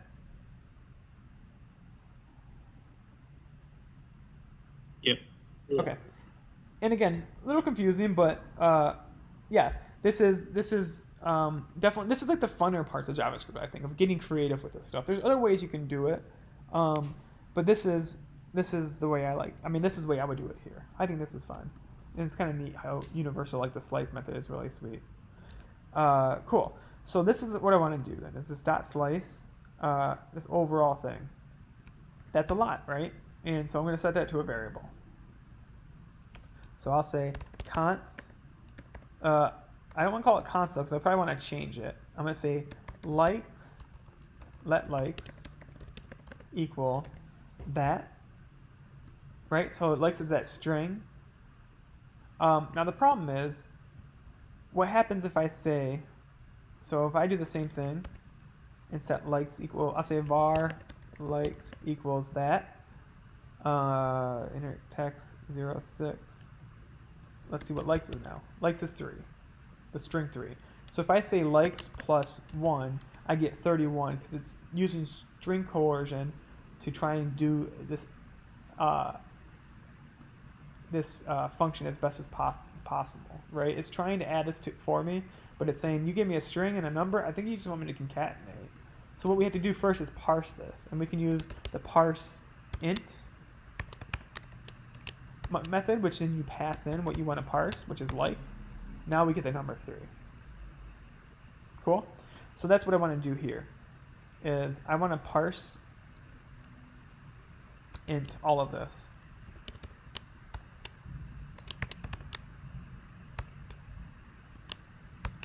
And that's a lot here, so I will just say, I say let's. I'm going to say const like string equals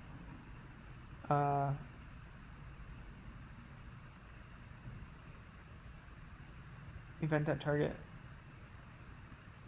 all of this. So that whole thing, and then I'll just say parse int likes. So now we have 3. And then what do I want to do? Well, I want to add 1 to it, right? I can just do like plus, or likes plus equal 1 to add 1 to. So I'll put a debugger here and see what happens. I'll take this one out. So this is the patch object still, right? We're still in this thing. Let's refresh, hit my debugger, and let's look at what likes is. What do we have here going on? Cannot, it might be not like what we're doing. Cannot access likes before initialization on line 79.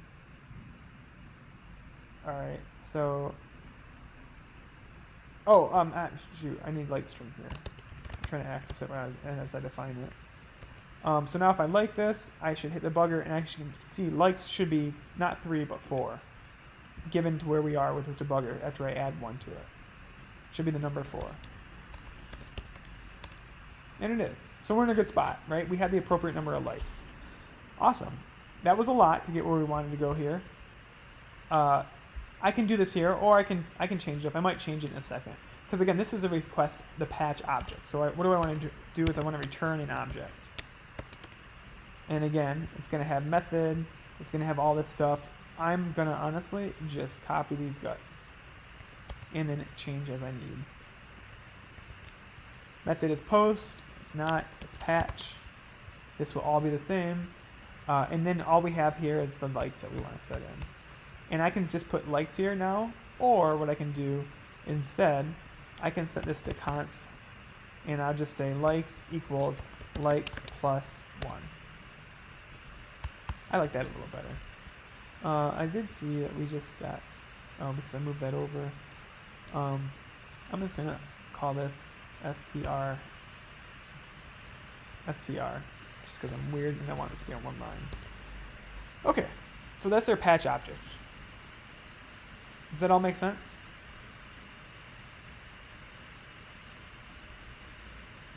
Yes.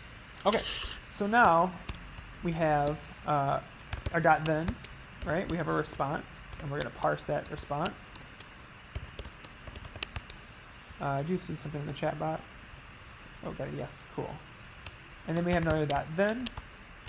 And what is this? This is what's returned is not just that like, it's the whole toy data. right? And we can always debugger and check, but it's the object that we just changed on the back end, so that toy data. Let's just say console.log for now.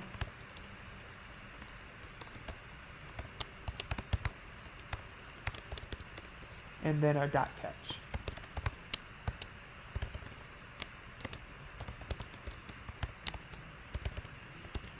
All right, cool. So we can try this out, and if it's successful, we should see our toy data logged with the updated like, even though we haven't rendered anything differently at this point. No debuggers, right? Okay. So if I refresh, I hit that. Oh, look at it. Cool, we got the object, and I see nothing's rendered because we haven't done any of that, but I see his likes is 4. So we successfully made that request, and if I refresh the page, he'll have 4 likes. Well, that's really cool. Okay, well now is where we, again, would hit that fork in the road and say, do we want to optimistically or pessimistically render? If we pessimistically render, we would take this return data, return response, and use that to render. If we optimistically render, then we do it beforehand. So we would want to do that prior to calling our fetch, so in our like toy. So let's do that. We had this like toy, and we could even do a like toy, which is just the fetch, and we can call something like render like toy. Render new like. So let's just build that here. We could also put like chain it, but let's just do it one after the other here and create a render new like and put a debugger. So we'll hit that first, right? We're doing this whole thing before we even do the fetch request. That's what we decided. So we hit the debugger. We have that event because this is all chained through the event listener. And we know, we kind of did some of this, right? We know how to get this likes. We know how to change it, right? We have this event.target. We can do this. And we have this parse int, and we have this +1. Let's just copy this code. And then just do, move the debugger down. See where we're at.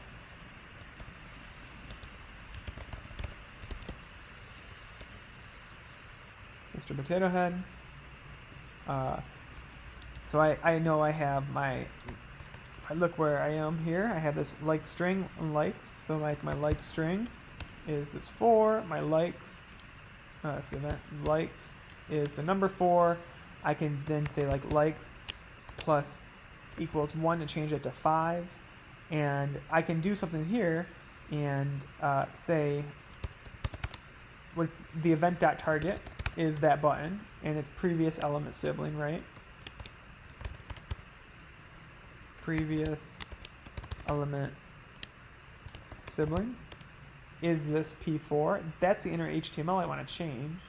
And I could just say something, I'll just write it in rough code and say dot inner text equals, let's use string interpolation now.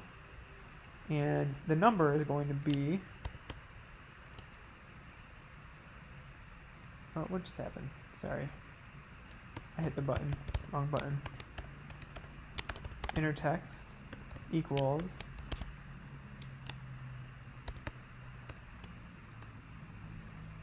You got 3 ends. Oh, thank you.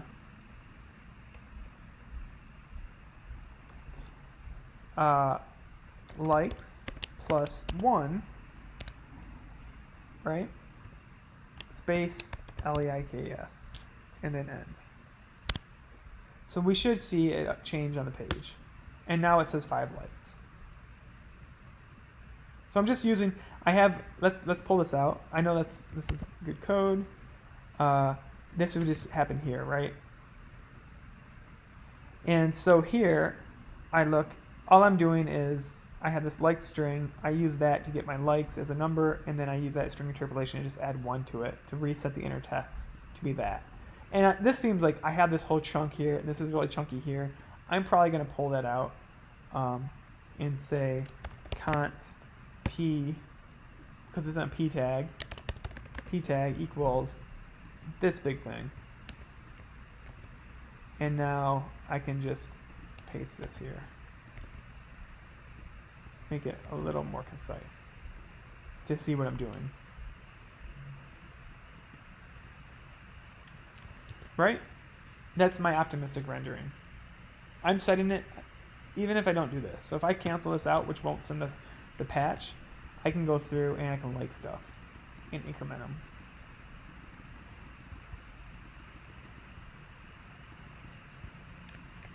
Cool? But if I refresh the page, nothing persists, right? It's still -2 because I commented this out. I uncomment this, so I'm optimistic rendering, and then after I do that, it's doing it on the back end. And I should console out log, right, if it lights. And if I refresh, it should be 5 likes. 7. Oh, wait, something weird's happening. I'm hitting like, and then it's going to be 10. Let's see why that's happening. Ooh, I know why. Do you guys know what's happening here? So I'm hitting like, and this is 11, but this is 12. Anyone want to venture as why that's happening? Not sending twice, but good guess. It just has to do with the order of how we are calling things. So what I'm doing here is I'm running this whole function first called render lights, right? So it's not moving on to like toy until this happens. So if my likes on the page say 5 and I invoke this function, I change my likes to 6 on the page. Correct? They were originally 5, I change it to 6.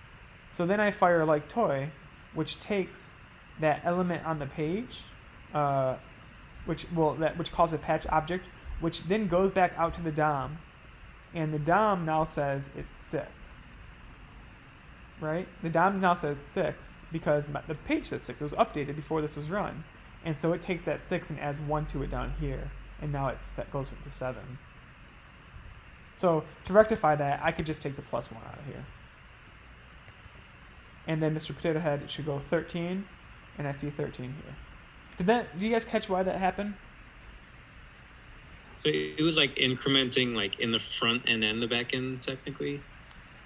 I was incrementing on the front end completely, right? So at this point, prior to this method being run, like let's say likes 12 on the page, and after this method is run, likes are 13 on the page. Can we all agree on that? Before this method is run, because this is just rendering on the page, right? Before this method is run, likes are 12. After we invoke this, now likes are 13 on the page, right? Yep. So then we invoke this method that takes what's on the page and adds 1 to it. Was adding 1 to it. So if it started as 12, and then this runs and now it's 13, this sees that the likes on the page are 13 and it adds 1 to it, which is 14. So you go from 12 to 14. Does that make sense, Sid? Yeah, that makes sense. Okay, so again, to rectify it, I just took the incrementing here, so we're not double incrementing, right? We increment it on the page, and then we run this like toy, and that sees that it pulls the updated one on the page, and that's good enough for us. Okay, well, cool. So this is starting to look good, right? So now, 4 likes, 5 likes, 6 likes, and refresh, 7, it's still at 7. And then from the user standpoint, they don't see it, right? But let's look at what happens here. If I go from 0 likes, oh, that's weird, 1 likes. Well, that, as a perfectionist, this bugs me that it says 1 likes, right? 1 likes, 1 likes. So, what do we do here? Okay. Well, this is kind of a bonus, right? We're getting real particular now. Let's say that instead, okay, this is going to create problems in the future, but we'll get creative to solve that as well. We are saying this number of likes when we render them, right? Here. But what is instead of this, we invoke a function.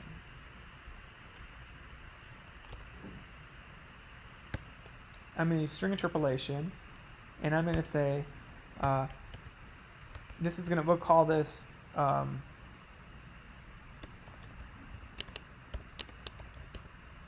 it's not a very good name. We'll call it like or likes, and we're going to pass in the number of likes.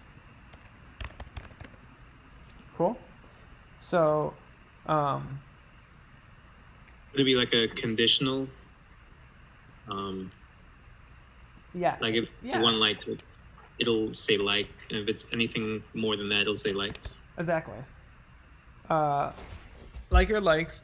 So we can pass this as a function and say like or likes, and do like if likes plus 1 is greater than 0, return like. If else, likes or whatever. I could instead of a conditional, I could just write a function. Maybe this is time for a ternary here. And my conditional I care about is if likes plus 1 equals 0. Right? That's the only time I want... No, I'm sorry. Equals 1. Or negative 1. Okay, so I do want to probably do... I want to pull this out to make it nice. So I say if... let's call this let updated likes equal likes plus 1. This takes an argument called likes, and then I can say if updated likes equals 1, or if it equals negative 1, because negative 1 you'd also want negative 1 likes. Right? Return like, else return likes. Cool? I might lose you guys a little in the weeds, but that's okay for right now. So now we just have this thing in here, of this render new likes, and we also want to include this function.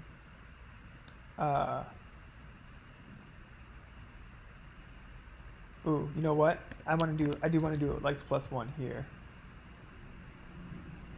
and just call. I'll show you why. Just thinking ahead. So likes. I'm going to add it here because I don't want to have to add it down in here because I want to make it more universal. So this function here, when I do the likes here, I can also call it, right? And that way when it pulls from the back end initially, I can invoke that here. Right? I didn't know there's that space there. And then I can just do, and instead of likes plus 1, it's just toydata.likes.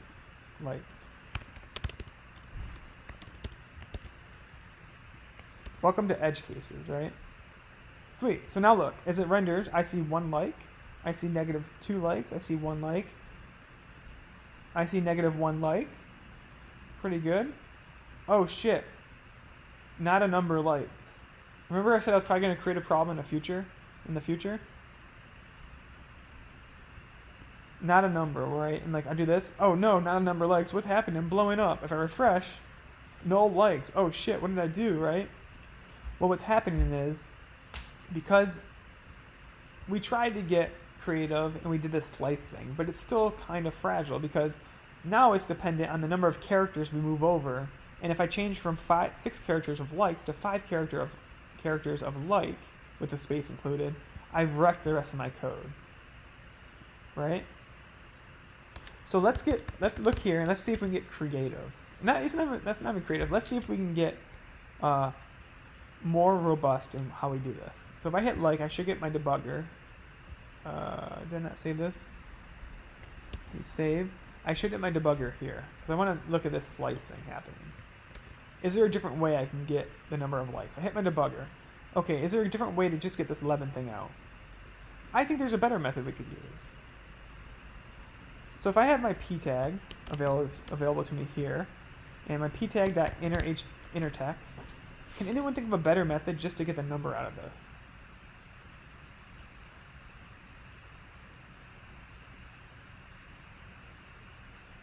There's something called split. There's a method called split we can use.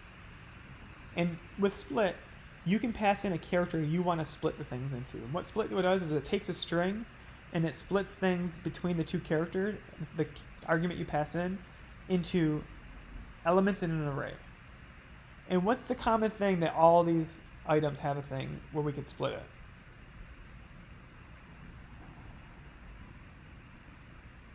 I say that. Let me do this. If I say Nick, right, and I call dot split, I could pass in C as the thing to split between, and it will create an array with Ni and K. So it puts everything to the right of one character as an element and everything to the left of the character. Just as that thing was Nick with weird spelling, right? It splits it. Every time it sees that C, it splits it into another element in an array. So what's the common thing with these strings?